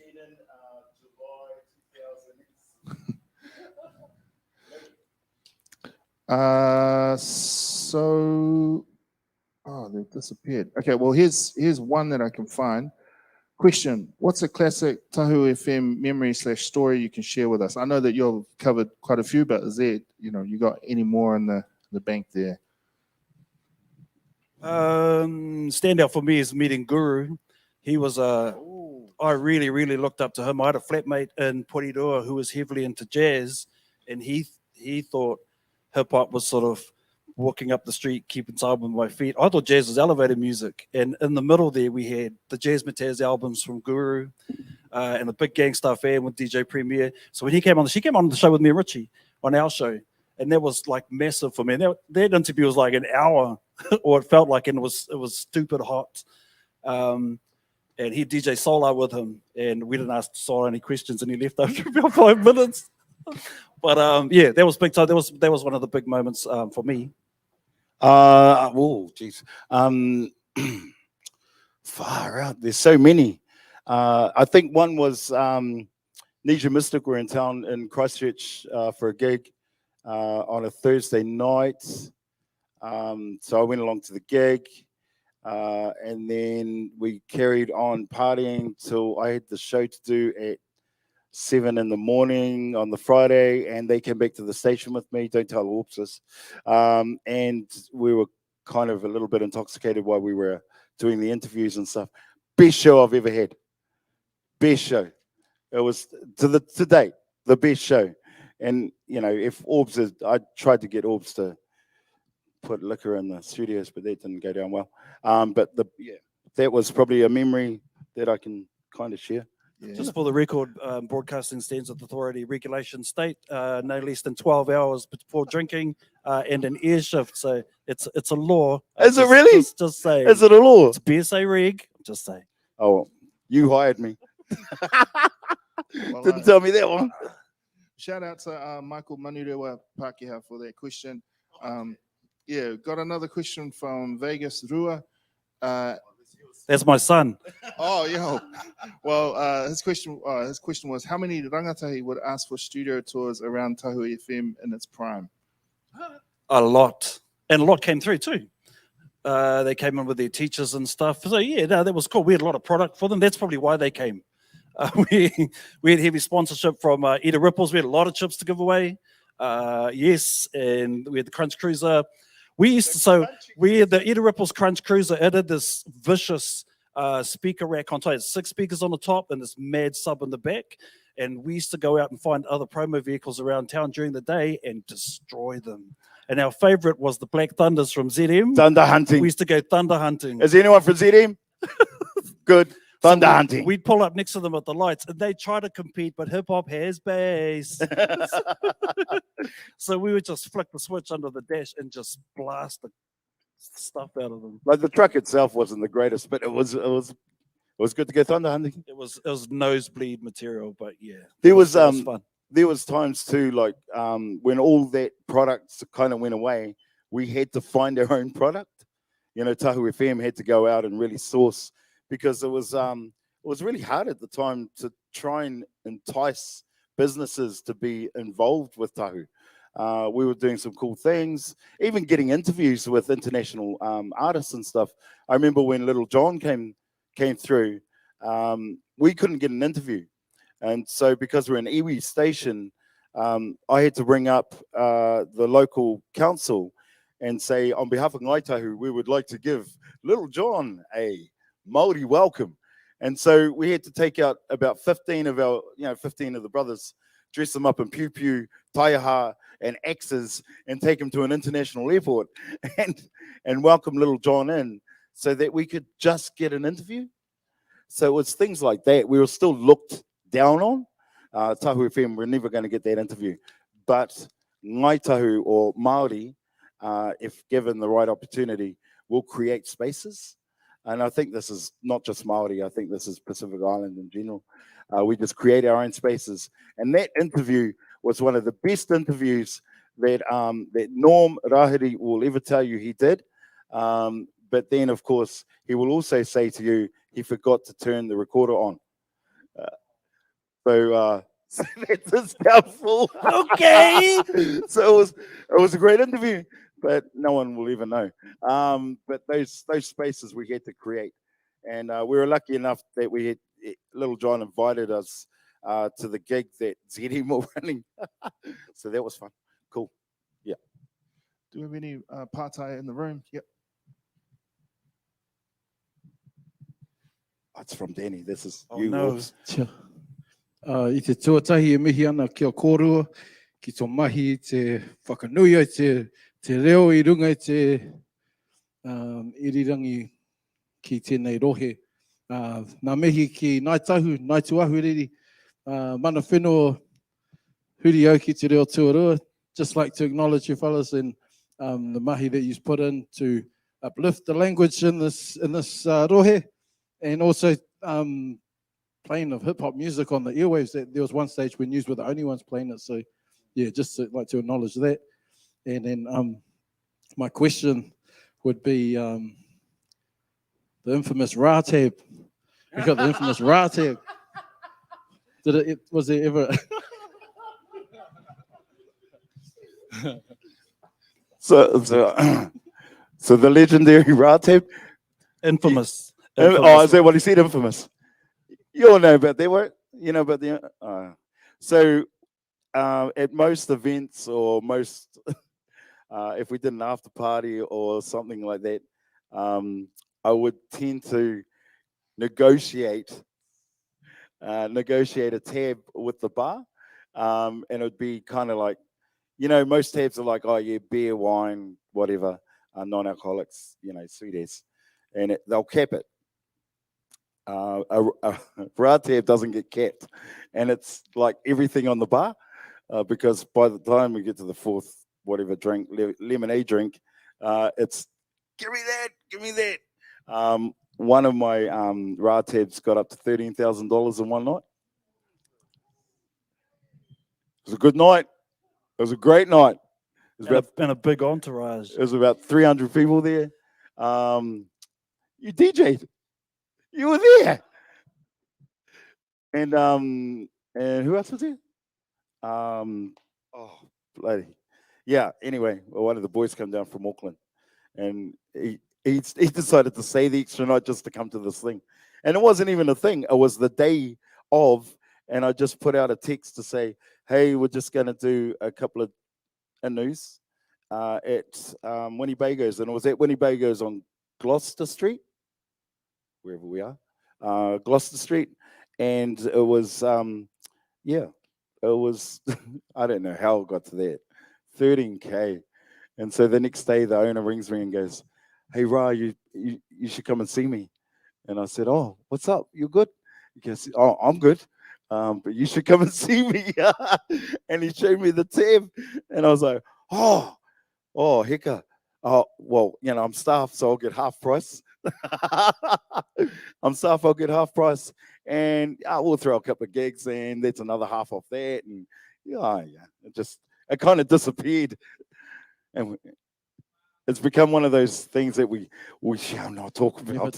but it's manakitanga. Then that's just a mihi to you, bro. Well. Manakitanga, you show us all. I would have just denied it. Ngā mihi. Yeah. I wouldn't have done the explanation. Yeah, Ngami, choice. Any other questions in the room? Any other questions? But that's hip hop, though, right? Well, not that's hip hop, but I'm just saying. No, it isn't. Whoa, It's not hip-hop. everyone, that's hip hop, isn't it? It's like you just want to live that lifestyle. Everyone wants it.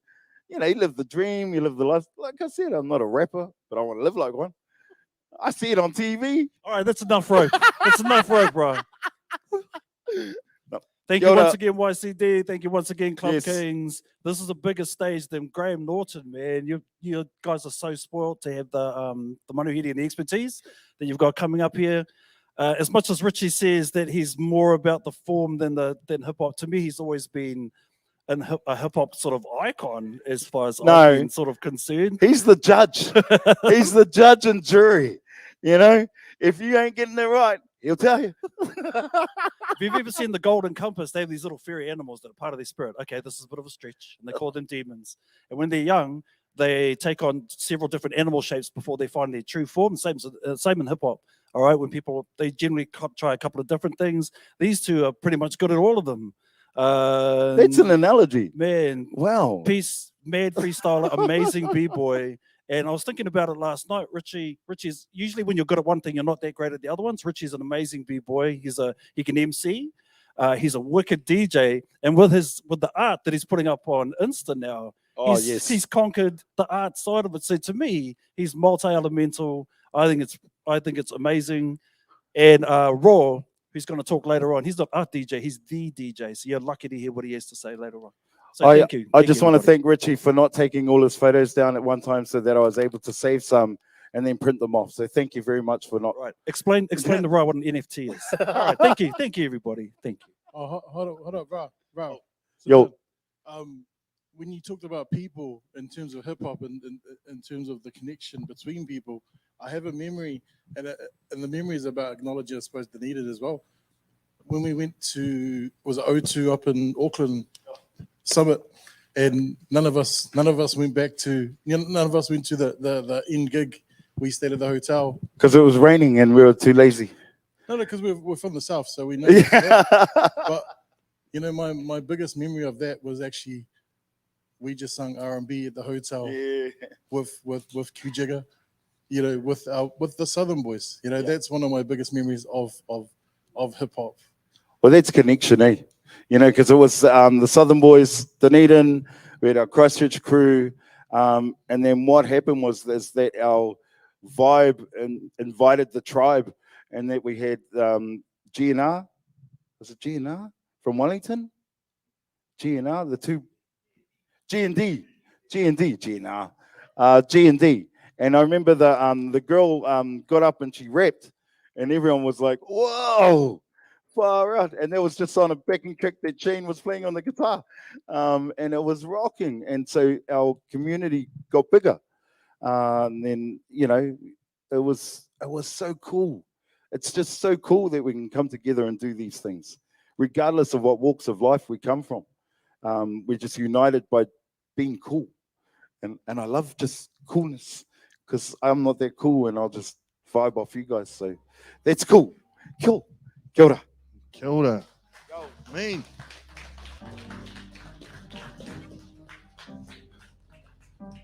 Thank you so much, Ra and Orbs. That was dope. That was some cool storytelling.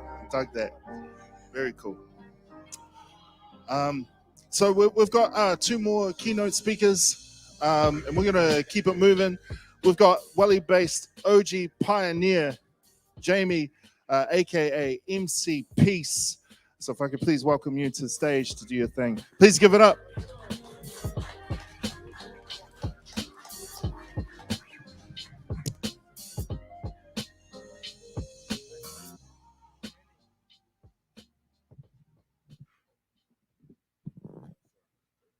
Tēnei. Kia ora koutou, talofa lava, bulwanaka, kia orana, māloi lelei, whakalahi atu lava, konnichiwa, guten tag, assalamu alaikum, and of course, g'day cobba-digga mates, how are ya? Hey, got to remember those Aussies. My name is Jamie Hoare, that's right, my last name's Hoare. People that are close to me might call me Jamie Ho. I'm still waiting for Danny because he said if I press this button, I'll have photos come up, but that's not the one. Okay, so we'll just go without it. Anyway, I was going to talk about not just my hip hop history, but my history as in like pretty much from birth type thing. And I was going to have these photos, but it doesn't matter.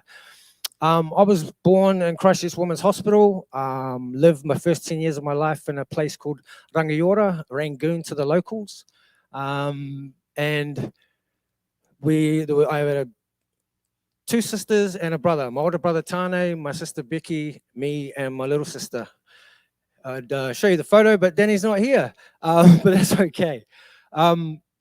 So my father died when I was 5. He went to work and didn't come home. I'm telling you this because it's a huge part of my story. It was the beginning of what I know now as post-traumatic stress disorder. It was a crazy time for my mum, having 4 kids, ages like 4, 5, 6, and 7, pretty much. We were very close together and stuff. So life wasn't awesome as a kid, growing up without a dad. Yeah, it was hard. We moved into Christchurch about, I think it was about 1987. We moved into Christchurch, moved into the Big Smoke, lived in Opawa, went to Opawa school, and then went to Kashmir High School. It was kind of at Kashmir High School that I fell in love with hip hop. And I fell in love with hip hop in such a unique way that kind of still to this day blows my mind. My 3rd form English teacher, which I don't know the years, but my first year at high school, my 3rd form English teacher played us a song, Express Yourself, NWA. This is 1990. That came out in 1989, I believe, in America. So 1989, it comes out in America. Boom, it's my English teacher is playing me Express Yourself and has the words written down for all of us. And we're going through line for line, bar for bar. What do these words mean? I'm expressing with my full capabilities, and now I'm living in correctional facilities. What does that mean? And we had to break down these words, these bars, these verses, and I just fell in love with poetry. I fell in love with hip hop. And from then, oh, here we go, we've got something going. Yeah, so pretty much like that was kind of a seed that kind of sparked me, but it lay dormant. Like I liked the poetry and I liked the stuff, but it wasn't till I went to a WINS meeting. Because of my post-traumatic stress disorder, work meant death to me for a long time growing up. You know, I didn't want to be like Bruce Lee, Brandon Lee. You know, that was kind of in the back of my head. I didn't want to do a job that I felt I could die. So it took me a while to get started and get a job and stuff. I'll just go through this. Sorry, start again. So yeah, my sister. This is why I want to show you my photos, because I'm proud of my family. My sister was a pioneer in women's rugby. This is a boys' team. Back then, there was no women's rugby. My sister was playing. You know, we got pushed into sport after my dad died. Like pushed. I was doing wrestling and I was doing rugby from the age 5 to 15. Looking back now, I wish I never got pushed into it. I learned to kind of not like them so much. I never pushed my kids into sport, but they all started doing sport. It was organic. But we got pushed into sport. My sister excelled big time. Like they had to change the name of the Canterbury Schoolboys because she made the Canterbury team, which was really awesome. So that's my sister there. She ended up going to the tournament and she made the tournament team. She made the South Island team. Unbelievable. There was all these articles about her. She ended up having a picture in the press with Sean Fitzpatrick at the time, because my sister, Becky Hoare, was a hooker, which, yeah, she got a lot of crap and flack from it, like, but that was her life growing up. She was also a New Zealand wrestling champion. She wasn't the only one that wrestled. I wrestled for Rangiora Wrestling Club when we were out in Rangiora, and we moved into Christchurch. My sister Becky was a New Zealand wrestling champion. My mother was a 1987 senior New Zealand women's wrestling champion. I never a New Zealand woman, never a New Zealand champion. I used to tell people, yeah, I'm a New Zealand champ. It was easy when your mum and your sister were, but the honest truth is I was never a New Zealand champ. My mum still to this day gets tears in her eyes telling me that she shouldn't let me play because I was more into rugby and rugby league. And so I played a game that I wanted to play. And she was like, oh, I shouldn't let you play. It was supposed to be my year. That was going to be my year. But nah, it is what it is. But this was my first year at rugby league. I played rugby out in North Canterbury and played for Canterbury. Sydenham Suburbs, Southbrook, Ahoka were my teams that I played for. This particular team here, David Kidwell was the only person in this team to really make anything. I'm not saying the others didn't, but the one that people will know went on to become. He was junior Kiwi captain that year, Kiwi captain, Kiwi coach. I think he's the defense coach for Argentina at the moment. So that was. Well, where are we here? Oh no. Oh yeah, here we go. Where are we? Sorry about this. This is my first time trying to do one of these things and it's not working, so I just shut it. So I went to a WINS meeting and they were saying, look, you got to get a job. And I'm like, it wasn't that I didn't want to get a job. I was just dealing with some trauma that I didn't know I had.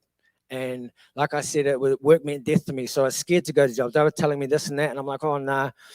And then she suggested, what do you want to do? And I was like, well, I kind of feel I've had a hard life, not compared to other people, but by myself. It wasn't an easy life. There's a lot more people that have had it harder than me. But I wanted to help people. I wanted to be there and just talk to people or whatever. That's kind of how I felt at the time. And she goes, oh, I got this youth center called YCD. You should go down there and ask for a job. And I'm, okay. Like not thinking anything of it, but you got to do what they tell you to do. So, you got to tick, okay, I'm going to go down there. Hello. And I met a lady called Lussa Tamati, rest in peace, Lussa. And she changed my life. By giving, there was nothing going at the moment. And she was like, oh, there's nothing going at the moment, but you can work voluntary. And I was kind of thought about it. I'm like, oh, why not? Have a look. And I can't stress the importance enough about working voluntary. If there's something that you want to do or want to achieve, go offer your services voluntary. I was still on the benefit I only worked 2 weeks and then boom, got a full-time job for 6 months. But I can't stress that enough. A lot of people waiting for the perfect job to come and just drop on their lap. It doesn't always work like that. You've just got to go and, yeah. And you got to dream big sometimes too, which is what I did. And you'll see a bit later, but these photos aren't working properly. But that's my fault because I didn't organize it and get it done properly. It's been pretty stressful because I got 2 talks. The next one on Thursday is definitely a lot harder. This one should be easy. Pacific Underground, damn native. YCD, 1996. Damn native was at the youth centre. Pacific Underground had an office in the youth centre, and me, Richie, and Tatane Koya were kind of working the floor as neutral zone supervisors. That's what the title was, neutral zone supervisor. And it was a pretty daunting task kind of job for me at the time, because in the space, I was the minority, which wasn't something that as a white person I was used to being in Christchurch. But in the space and place, I was the minority. And at the time when I first started, I felt it a lot, I did. And as my growth in hip hop kind of went on, I discovered bits and pieces. I saw things that a lot of white people don't see. So I'll be talking about that on Thursday. Boom, damn native. At the youth centre, it was very hard to play your cassette tapes. Richard will attest to this. You go put on the tape, within 30 seconds, someone will come grab that tape and just throw it as far as they can at a wall. No, but that's what that's what it was like. So it's very hard to play your tape. At the time at YCD, I met Richie, I met Anton, I met hip hop at YCD, and it was already there. Like I didn't know, I mean, I didn't know that I could participate in it, that I could b-boy, I can rap. What are you talking about? I can do this. So YCD, Richie, Antsman, Hamey Haim, Oxford Owl Wolf, Oscar Kitely, that was his DJ name, Oxford Owl Wolf. These are the people that kind of, the seed was kind of sown with my thing, but they just kind of, oh, Danny sowed the seed. Like he was walking around, I was playing a tape of the Beats and Pieces hip hop show, because I always liked to play the hip hop that I liked. When I first started, NWA, Ice Cube, it was all gangster rap that I was into in my teenage years. It wasn't until I went to YCD that I seen a different side of hip hop. I seen a more socially conscious, I saw a more message, I saw a more that kind of hip hop.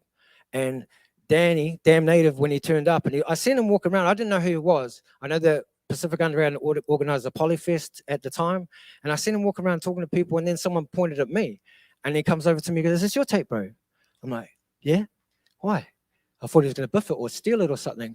And then he was saying that he was an MC, blah, blah, blah. And I was like, oh, wow. And he gave me his single, and he signed it to Jamie, Kia kaha Danny. And one thing that he said to me pretty much that stands with me to this day, because I was like, oh, and he said, everybody's got a story to tell. Everybody's got a story to tell. And that resonated with me. It's like, my story is different to every other story. And, I got a story to tell. I got a message. I got something to do. I got this. And so, yeah, it's YCD, Pacific Underground, two organizations that forever saved and changed my life. And I'm hugely responsible. I mean, hugely thankful to anyone and everyone that I ever came into contact with at the time. While I was unknowingly still dealing with post-traumatic stress disorder, because it's something that I will probably have to deal with for the rest of my life. I will never forget my dad that day, what happened. But, they say time heals all wounds, but I don't know about that. Like, I still think about my dad. It's been like 40 years, but it does make it easier and stuff. So Pacific Underground, like, seriously, Ants Man, like, yeah, I can't give this guy his flowers and blessings enough. He is a true pioneer. Someone called me a pioneer. I'm not a pioneer. I wish I was. Thank you for that. There's people when they call me like, you're an OG, I'm like, oh no, and it's hard because like Richie, I was talking to Richie before. It's like, there's people that got into hip hop like 6 months after me. I'm like, it's like, I was like, but you're up here. It's like 6 months, man. Really? Like, it's, you know what I mean? Like, it's not that long. It's not that far. And the way that I look at it as well, I kind of look at it as a Brazilian jiu-jitsu belt system, as in like a white belt, blue belt, purple belt, brown belt, black belt, and then there's like coral belt and other bits and pieces. Like, I still feel I'm a purple belt, to be honest. I still feel there's people that have started their hip hop journey before me, but they were more consistent and they passed me. And that's okay. I'm okay. My hip hop was never meant to be anything but it was. And that was hip hop for myself. My, what I want to say, how I want to say it. It was just more, a lot of people went it for the money and fame and girls and all other bits and pieces. That's cool. There's nothing wrong with doing it for money. I'm not hating on that at all. There's nothing wrong with doing your art and getting paid for it. But for me, it was like, there's more to hip hop than that for me. I got more out of hip hop. I got that money can't buy. I got the friendships, the networks, the connections, all this other bits and pieces and stuff. So I started doing plays for Pacific Underground. I started becoming a part of their family, the Ainga, and that was an awesome time. Just to be in that space and that place. We did school tours. We did a season of tours called Starving and Broke. Now, Wellington had a season called Young and Hungry. So we was kind of flip on that. It's like, well, you are young and hungry, we're starving and broke. So that was our season. And basically, I think it was like a 6-month kind of course we did. And we had different bits and pieces. We all had to write a play. That was one thing. We all had to write a play. So there was like 9 or 10 plays picked. 6 of them got picked to then get performed and done. I was blessed and lucky enough. One of my play was picked to be done. Champel Lalisi was my director. If you guys don't know him, he was from Brotown, Sioni's Wedding, Naked Samoans Talk About Their Knives. He's also on Celebrity Treasure Island right now. Unless he got voted out, I didn't watch it, but he is on Celebrity Treasure Island on the TV series, Champel. One thing that Champel gave me that I remember talking to him about, he goes, oh, bro, I can't remember that. We were drunk and on some drinking stuff. And he said to me, bro, do you know why we do what we do? Do you know why we do what we do, bro? Bro, do you know why? I'm like, nah, bro, why? Because we're changing the world, bro. Because we're changing the world. And I didn't kind of get what he, I'm like, what do you mean like that? Like we're changing the world. But what he taught and told me is the power of one. You know what I mean? I'm a believer in the power of one. I'm a believer that one person can change the world. Sure, they might not be able to do the crazy things, but they'll start a ripple effect that might encourage and change other people. I try and be a positive person.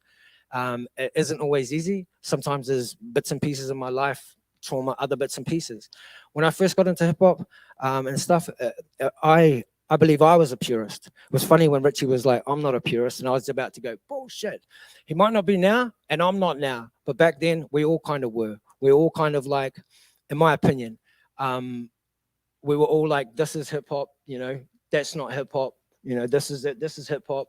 And I grew to be like, well, that's not my hip hop. And I grew to be less of a hater. I'm a reformed hater, a recovering hater. But that's the way I look at it. Like I no longer hate people, or you know, but I was that passionate that that's not hip hop, because hip hop saved my life. Hip hop. That, you know, that's why I was so passionate about it. But I suppose, you know, over time things change and people grow. Like, you know, where I was years ago to where I am now is a different time.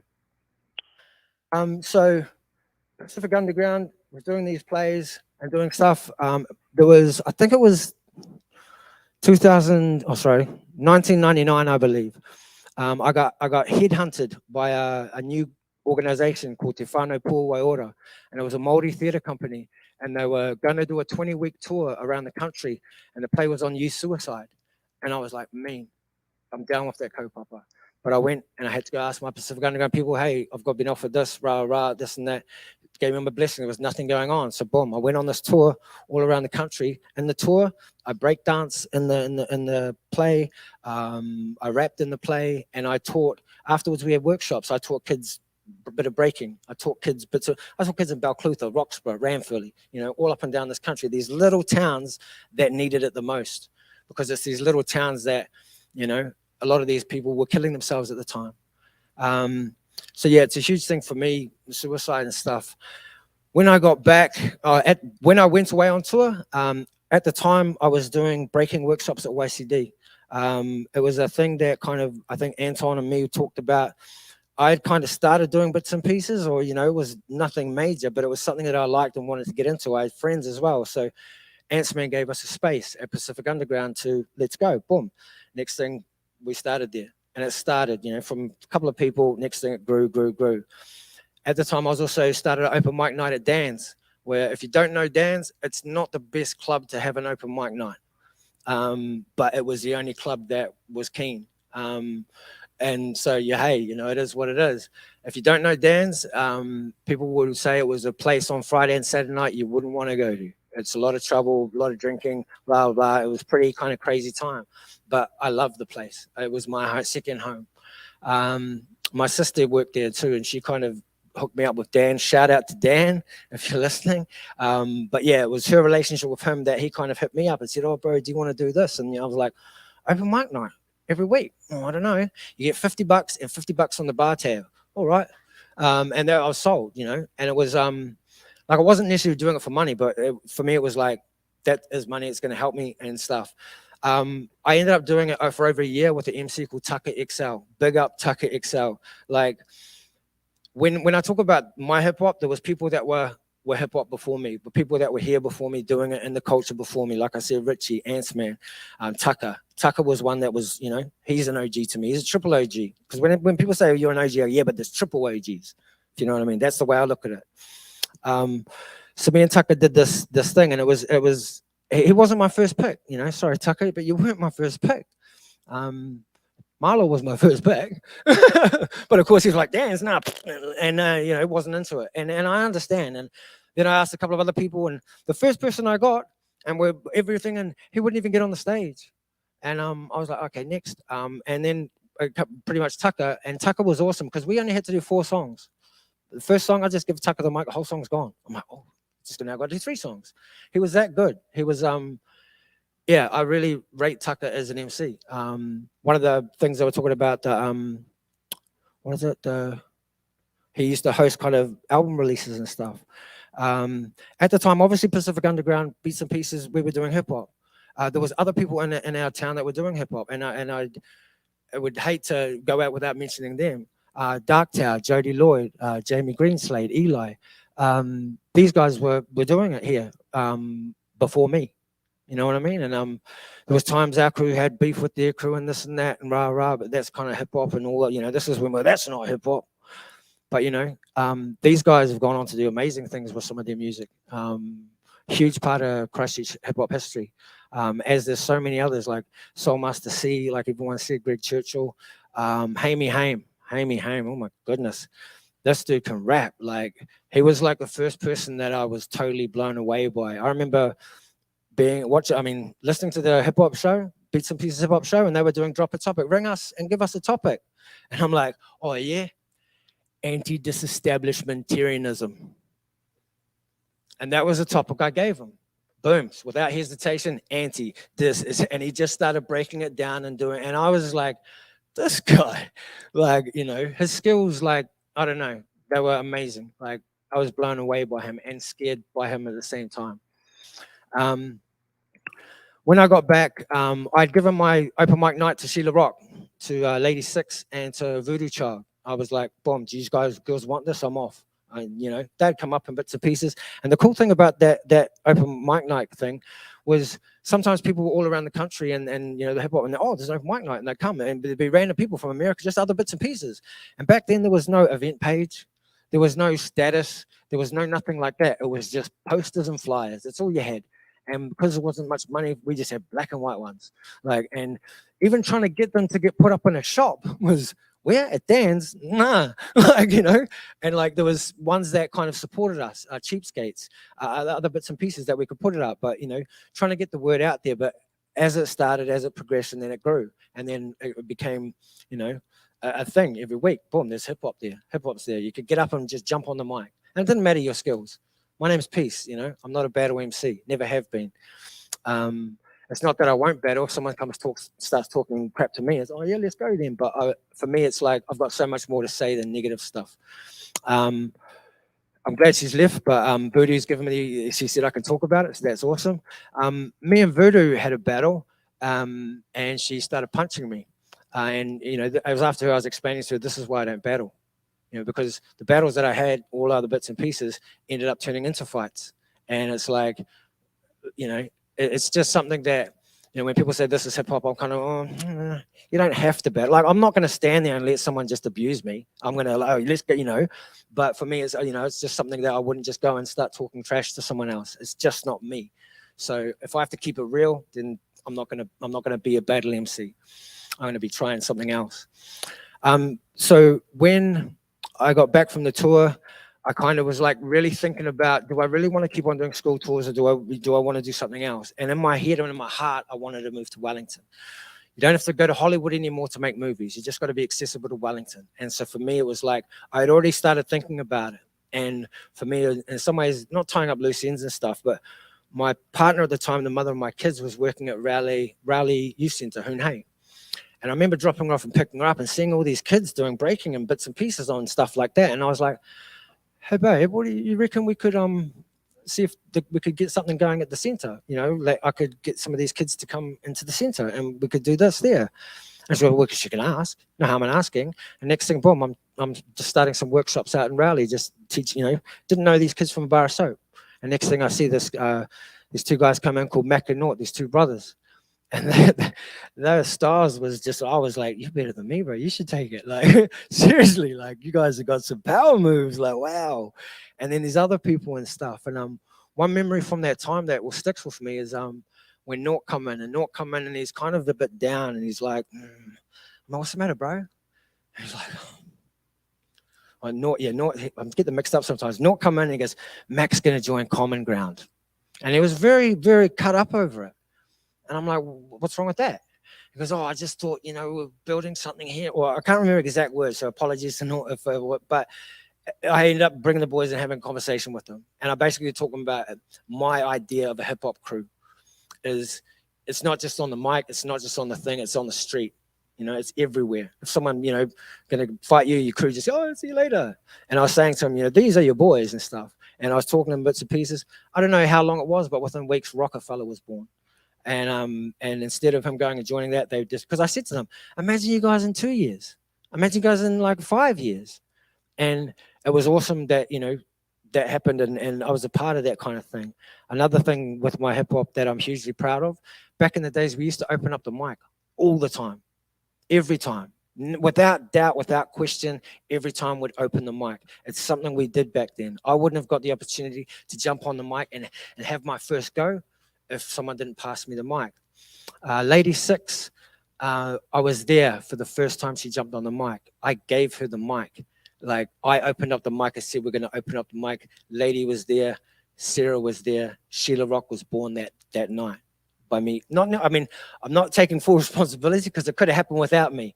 You know what I mean? But to me, it's a special part of my history that, you know, these two girls kind of just connected and boom, they just went crazy. And the things that Lady's done, even Dallas and Marlo, is amazing. Knowing these people before and, you know, still knowing them now, I'm just so super proud of them and their journey. But I moved to Wellington. I think I broke up, me and my partner broke up. I had one kid at the time. I'm out of here. I told you. I moved to Wellington. I didn't even tell some of my friends. I just gapped it. I'm off to the shop. And yeah, Wellington was awesome for me. Like, pretty quickly, my ex had rang me, and when we got back together, she moved up. But I told her I'm not coming back. I'm here. I'm chasing this dream. I'm going to Hollywood, baby. That's me, and that was my dream. You know, pretty quickly we became pregnant again, so my dream got put on hold, and I went and got a job, which is what you do. You know, like I wasn't gonna. Well, I'm not getting a job.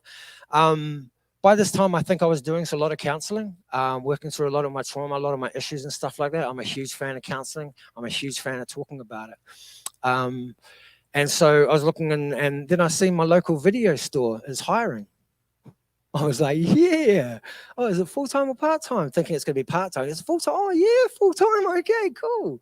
And so the next thing I started a video store, Blockbuster Kilburnie. And then I had a job, you know, and it's like, cool. What will kill me here? Okay, no, not much, cool. And I worked at that job for like 6 years. For I think it was like a year or something. I was just a assistant, then I became assistant manager, and then I was manager of this video store. I'm telling the story about this video store because it's very important to my story. If it wasn't for a person that I met at this video store, I wouldn't have got the jobs and the other bits and pieces that I had. I wouldn't have worked on the movie industry. And it was just me doing my job.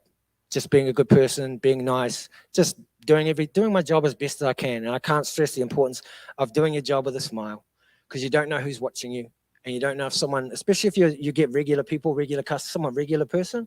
I was talking to this lady, and we're talking about this. Oh yeah, I'm trying to get work on The Hobbit, and she was like, Jamie, I'm the casting director for Peter Jackson, because I was telling her about acting and stuff, and I was like, what? And then if it wasn't for her, you know, but she'd seen me for 6 years, you know, just being nice, just being, you know, just polite and everything like that. And she was like, look, if you're deadly serious, get an agent. I'll keep you in mind. I got an agent 2 days later. Are you available for camera test work on The Hobbit? Like, yeah. So I kind of got picked to be a stand-in on The Hobbit. And that was like the most amazing kind of phone call. Like, I'm working on The Hobbit. So my job was a stand-in. I'll get to that just after this photo. So that was kind of 2010, 2011, around those area times. Everything changed for me on the 22nd of February, 2011. When I lost my best friend, Jeff Sanft. He was just on a bus. He was one of the first 7 named, and as far as I'm aware, the only Samoan to lose his life on the bus. Jeff was also a b-boy, a graffiti artist, and he was MC. Not many people know that he could rap. He can rap. This is Scribe's first cousin. This is Monty Beethan's first cousin. This is Jeremy Smith's first cousin. This is a lot of people's first cousins. There's a couple here, Solomon. But yeah, Jeff was an amazing person. But his death was so sudden, tragic, and for me personally, it brought back my post-traumatic stress disorder. Mainly because of his kids. His 2 kids, Hazel and Olive, that he left behind. I was like, oh my gosh, I know what their life is going to kind of be like without a dad. And it just brought up a whole lot of stuff from my childhood. But I couldn't go and do the healing, do the counseling, do the other things, because 3 weeks after burying Jeff, I was working on The Hobbit. It really lifted my spirits. It was the most amazing thing that's ever happened to me, and I feel truly blessed and stuff. But hindsight's a beautiful thing. Sometimes I wish I had just been, yeah, thanks Peter Jackson, but no thanks, because I was damaged, I was hurt, but I was being strong. I was being strong on The Hobbit, as a lot of people these days are being strong, but I wasn't healing. I wasn't feeling. I wasn't going into that. My job on The Hobbit wasn't really to be seen. My job as a stand-in was to help the camera crew, Peter Jackson, all that, line up the shots. So I'd go stand on the mic. This is me standing in for Gollum. We weren't allowed to take pictures. I was very blessed and lucky that guy towards the end go, bro, here's some pictures of you. But yeah, they're awesome just to be able to show my kids. I thought I'd bring some here to show whoever cares and show off. Yeah, just as a joke, by the way. But yeah, my job basically wasn't to be seen on the camera. My job was to just stand there. They have the camera on me, lighting. They make sure everything's set up, and then boom, right, piss off. And then the real actor would get in there. That was my first ever movie. That was my film school. Then I started being like, oh, I can do that job. I can do that job. And I started doing other jobs within the industry on other movies and stuff. But Hobbit was, it was amazing. It really was. Like, I can't stress how, and like I said, my job wasn't to be seen on the screen. Luckily enough, there's sometimes we get to sit, you guys are dressing up. Jamie, you're featured extra. And this is what they said to me this day. Jamie, you're featured extra. And this day here, they told us what this scene was going to be about. The scene is a sad scene. The dragons just smashed the thing. That's after the Battle of Five Armies, and you know, people had died, all these other things. He was giving it to people, blah, blah. So I'm like, knowing that I'm going to be up front and close, I need to get my headspace about being sad. But it was easy because I thought about Jeff, and I thought about my dad, and I thought about the sad times of my life, because that's what acting is a lot, is, you know, portraying something else. So my daughter, my oldest daughter, Genesis, who you saw in that picture with Jeff, Jeff was her godfather. I remember watching for the first time the Battle of Five Armies and her squeezing my hand like, Dad, it's you. And it was just an awesome feeling to kind of chase a dream, to crack it, and to teach your kids to chase a dream. If you know what I mean? That's the way I look at it. You know, in my way, you got to chase dreams. You never know. You've always got to have a B plan. Well, you know, you can't just put everything in one basket, because sometimes it doesn't happen. Lucky for me, it happened. And like I said, it was at that video store, just signing up someone and the relationship that I built and stuff. From Hobbit, my next movie I worked on was What We Do in the Shadows. It was Taika Waititi, Jermaine Clement. This movie I worked on as a volunteer, because I was like, I want to work on this. Oh, there's not one. I don't care. Just put me in, coach. I wanted to be a part of this, because like, I could either be a part of Taika and Jermaine's movie, or I could not be a part of Taika and Jermaine's movie. That's the way I looked at it. I ended up getting some food vouchers and New World things, but it was a very low budget movie for the time. And I'd gone from The Hobbit, like millions and millions of dollars, like, and they're just wasting money. And then I'm on this small New Zealand production that wants to do some big things, and they did. Where Taika is now is amazing, and Jermaine and everything like that. It was awesome to work on it. My next movie was it was actually a TV series called Hope and Wire. Anyone know that? Hope and Wire? No, it was a TV series about the earthquake in Christchurch. Yeah. So when I'd heard about this, a TV series in Christchurch, I want to work on it. I was like, I want to work on it. And I started putting out feelers with the people who I met and networked in bits and pieces. Next thing I'm talking to a person, oh, yep, will you be a runner? You'll be a runner, and you know, this and that. And so I moved town back to Christchurch. And it was also on The Hobbit, me and the mother of my kids broke up, obviously with my trauma, not dealing with it, all these other bits and pieces. I wasn't at a happy place. We both weren't. We both weren't happy. We both weren't working on ourselves. So then pretty much it was, sorry, I forgot where I was going, but it was all these movies that I worked on led to me working at Weta Digital, and just networks I make, you know. And then next thing I'm working at Weta Digital. I started there as a runner, just a runner, and then moved on to looking after the runners. This particular day, I was had the pleasure of taking these bad boys around and showing them off. These were a BAFTA and an Oscar that Weta had won. for a movie. I can't even remember. But yeah, so I was there. I was, boom, cracked it. You know, I went like could take 2 months off, go to pork pie, work on that, cracked it. It was all awesome. Everything was going great for me. Life was awesome. And then I get unfairly shafted and fired from Weta Digital. I don't know if you've heard in the news, they had a toxic workplace, all this other kind of craziness that was happening. Unfortunately, it's pretty, it happens in our industry a lot. When I started the Hobbit laws got changed and basically stripped workers of their rights. At the time, I would have done it for free, but 10 years into the industry, there's predators out there. There's so much bad crap that goes on because people can get away with it with no repercussions. So Hobbit, I mean, Avatar was the last movie I worked on. I was working on this and I was like, this is the last movie. I'm not working on another movie until these laws change. And mainly being James Cameron's a complete asshole, to be honest. Like, I just couldn't believe the way he spoke to people. And I was like, I'm not working for this guy. And then I was like, I'm not working on movies anymore. I'm over movies. I'm done. I'm kind of done. After I got shafted from Weta Digital, my post-traumatic stress disorder came back big time. I didn't know all this stuff. So this is stuff I learned later through counseling and through stuff. So I was at that place, didn't want to work. I was staying in bed, just depression. And at the time, my sons were living with me. And I think Ra was talking about a guy called La'a. I came down for La'a's funeral. And when I went back, my kids were no longer living with me. My ex-partner said, no, but all this. And it was like, it just kind of spiraled more downhill. And my depression got worse. And I got to a place and space that for the first time in my life, really, I was going to kill myself. It was real to me. This storm, this usually, like, you know, I have two voices in my head. People go, that's weird. No, but for me, it's like someone says something bad, just punch them. No, don't do that. You know, you have the two voices, like your conscience and stuff. This particular day, the good voice had gone on holiday. I was just hearing all this, rah, you're a shit dad, you're all this, rah, and it was so crazy and so real and so stuff. I'm truly blessed to have seen a play called Shot Bro. And it was done by a friend of mine called Rob Bukaraka. And if you don't know Rob, he's an actor from Auckland, Māori actor from Auckland. And I remember watching his play, and he was in the same storm. The way I get the word storm from him, storm of depression. He was in the storm and he wanted to kill himself. And I distinctly remember this in the play. He's like, well, I'm Māori.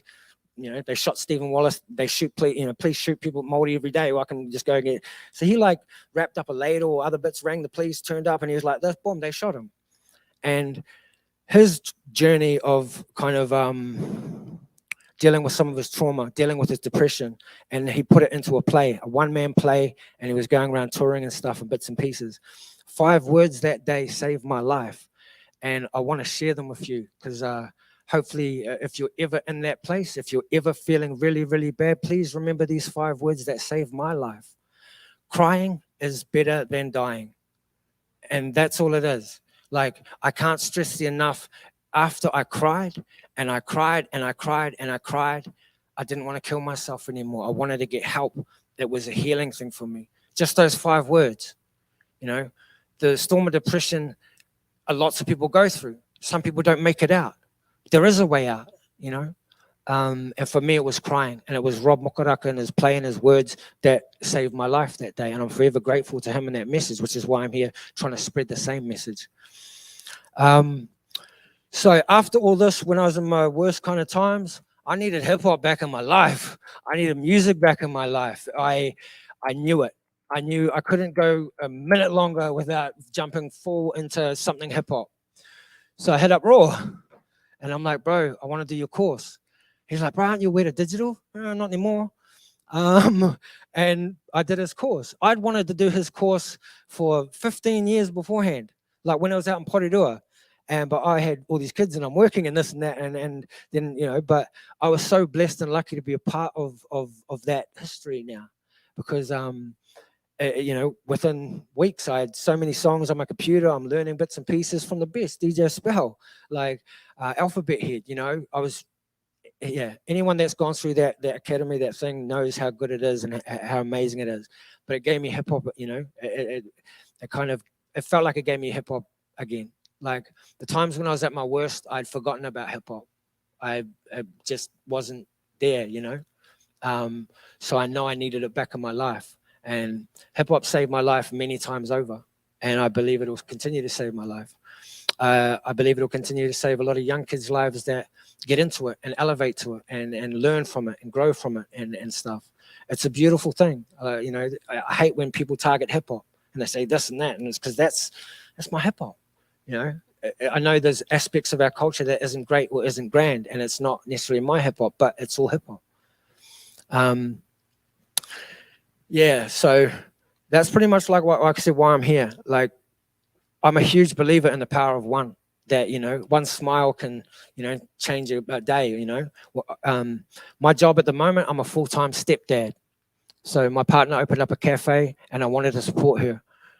Like, she worked at a cafe, managed a cafe. She wanted to start her own one. I'm like, babe, you got this. I wanted. What about the kids? I got them. Forget about it. But I want to work because I'd kind of gotten to the point where I need to work, and now, you know, that's what I do. And I was saying like Nightfall, and because she said, no, you can't work because the kids are sick. I go, no, but I can work around you, you know, we can both work, you know, and we can either struggle or not struggle. And so I was doing all these jobs thinking that, and then I said, hey, what about Uber? She's like, you're not going to Uber. I'm like, why not? Because you don't even like driving. I'm like, yeah, but I don't hate it. If I hated it, it would be a shit job. But that's me. I'm an Uber driver, part-time, just whenever I want. The beauty of Uber driver, no one tells me what to wear. No one tells me what to do, you know, with this and that. If I have a bad customer, all I'm thinking is 5 minutes out of my life. Whereas when I used to work with people every day, I have to turn up to them and be like, yeah. So, you know, I love it. You know, it's something that, you know, I provide for my family. It's not a career. It's not a lifestyle. I've turned down movie opportunities and stuff because of it. But I'm kind of like, I don't want to work on the movie industry until the laws are changed. That's how I feel. I work on any of my friends' movies and any bits and pieces and stuff like that. But yeah, as far as that goes, it's like I'm done. I feel so blessed and happy to be asked to be a part of this hugely, because a lot of times I think, you know, what about me? They forget about me. But, you know, a lot of people, there's so many people in Christchurch hip hop that are unknown. There's so many people all around this country that are pioneers in hip hop that people don't know, that aren't talked about, that have no idea. It's like, I was talking to Roy yesterday, just last night, and he was telling me about a documentary called Founding Fathers. I thought I'd seen every kind of hip hop documentary. I hadn't seen this one. I went home, watched it straight away. Was blown away. Like, everyone's heard of Grandmaster Caz, Grandmaster Flash, but have you heard of Grandmaster Flowers? I hadn't. You know, just these other bits and pieces that, you know, it's like, I'm still learning. That's why I call myself a purple belt. You know, I'm still learning this culture. You know, I haven't really jumped into it too much, you know, consistently. It's always be a part of me, even if I forget about it. But it's something that I feel I own my life. And, you know, that's why I'm here. When Red hit me up and asked me, I was like, yeah, bro, I mean, he remembers. You know, that's kind of how I felt. And he was like, oh, we're just not too sure on funding. You know, we're trying all these things up, bro. I don't care. Like, and because he said, I can't host you. Or I don't know about host. Bro, it's my hometown. You don't need to host me. Like, for me, it's never been about the money. It's always been about the message. So I was just about finished, but then I was like, oh, hang on. I haven't even had like a little rap or anything. So I'll go back to this. And what I was going to do when I was going to start with,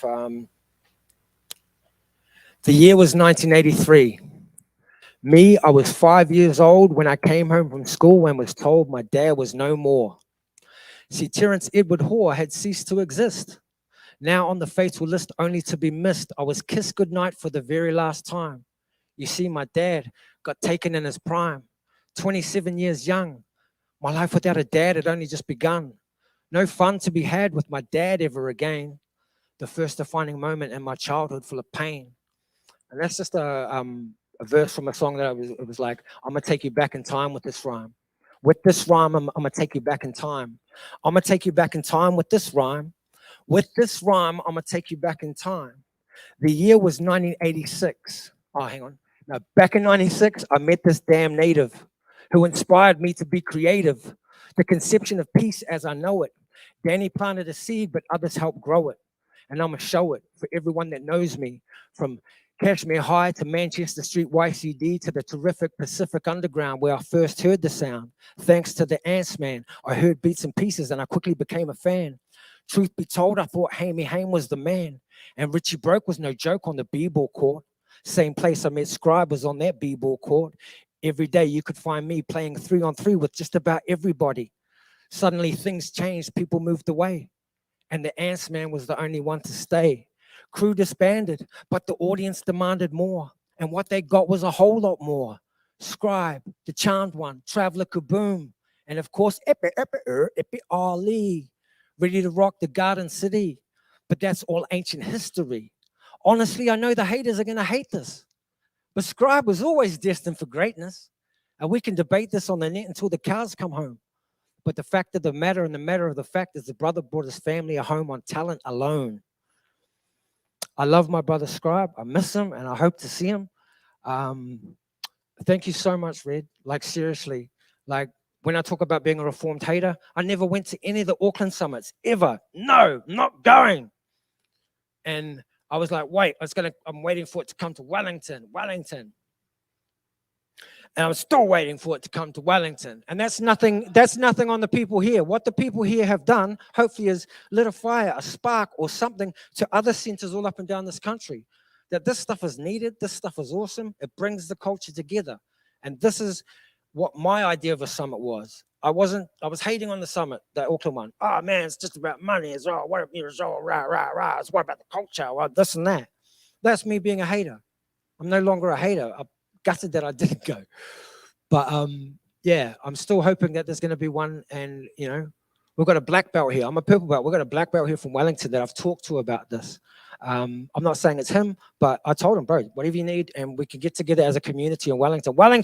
Welly deep, man, out on the internet. Like, we need a summit. We need to come together. All this COVID stuff has just separated people. I didn't go out anywhere. Like, just stayed at home. Like, didn't do much and stuff. So it's really good to connect and see faces that I haven't seen for years, you know. I'm a changed person. There's people in hip hop that may hate me, not like me because of how I was growing up. I've always been peace, and I'll always be peace. So yeah, just want to thank Red, YCD, the whole team for putting this together. This is awesome. I feel so blessed to be a part of it. Truly happy. I know I probably missed out a lot of people that I wanted to try and name check and stuff. And I didn't really stick to my notes, but shit, that's what freestyle and hip hop is. You just go with it. You muck up. You just keep on going. So I'm going to get off here and give it over.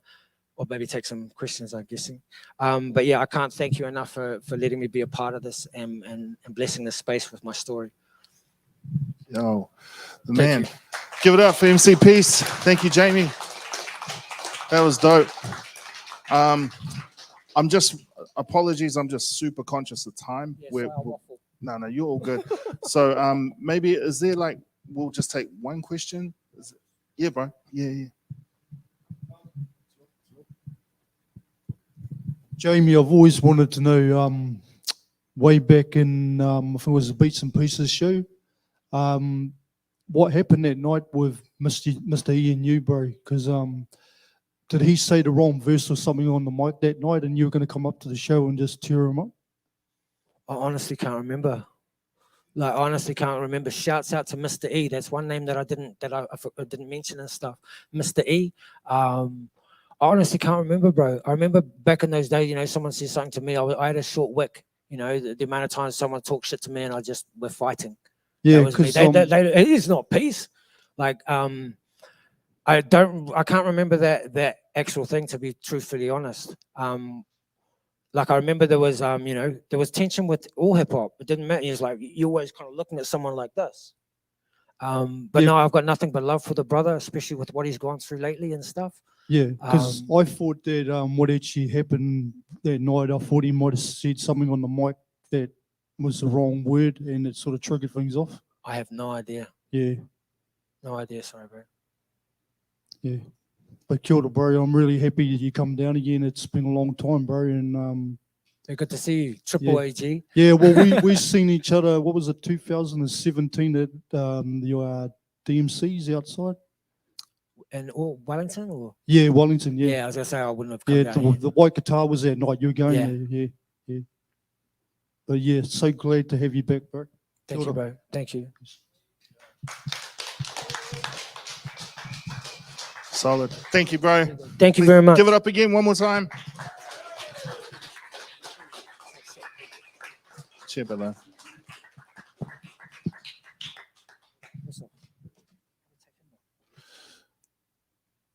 So, Itafano, it's been a long evening, but we've had some incredible speakers. We've heard some incredible stories shared by some incredible individuals. I'm just gonna wait a moment.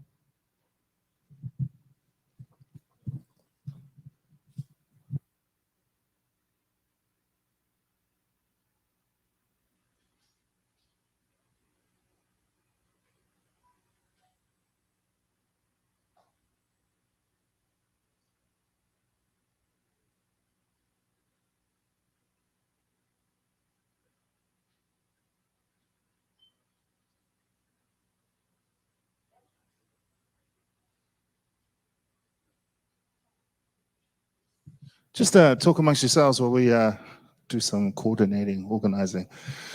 Shout out to everyone who's been online. Man, that thread is super encouraging. So I just want to encourage all the keynote speakers who have come and done their thing. Check out the thread because there's a lot of love on that. So it's all good.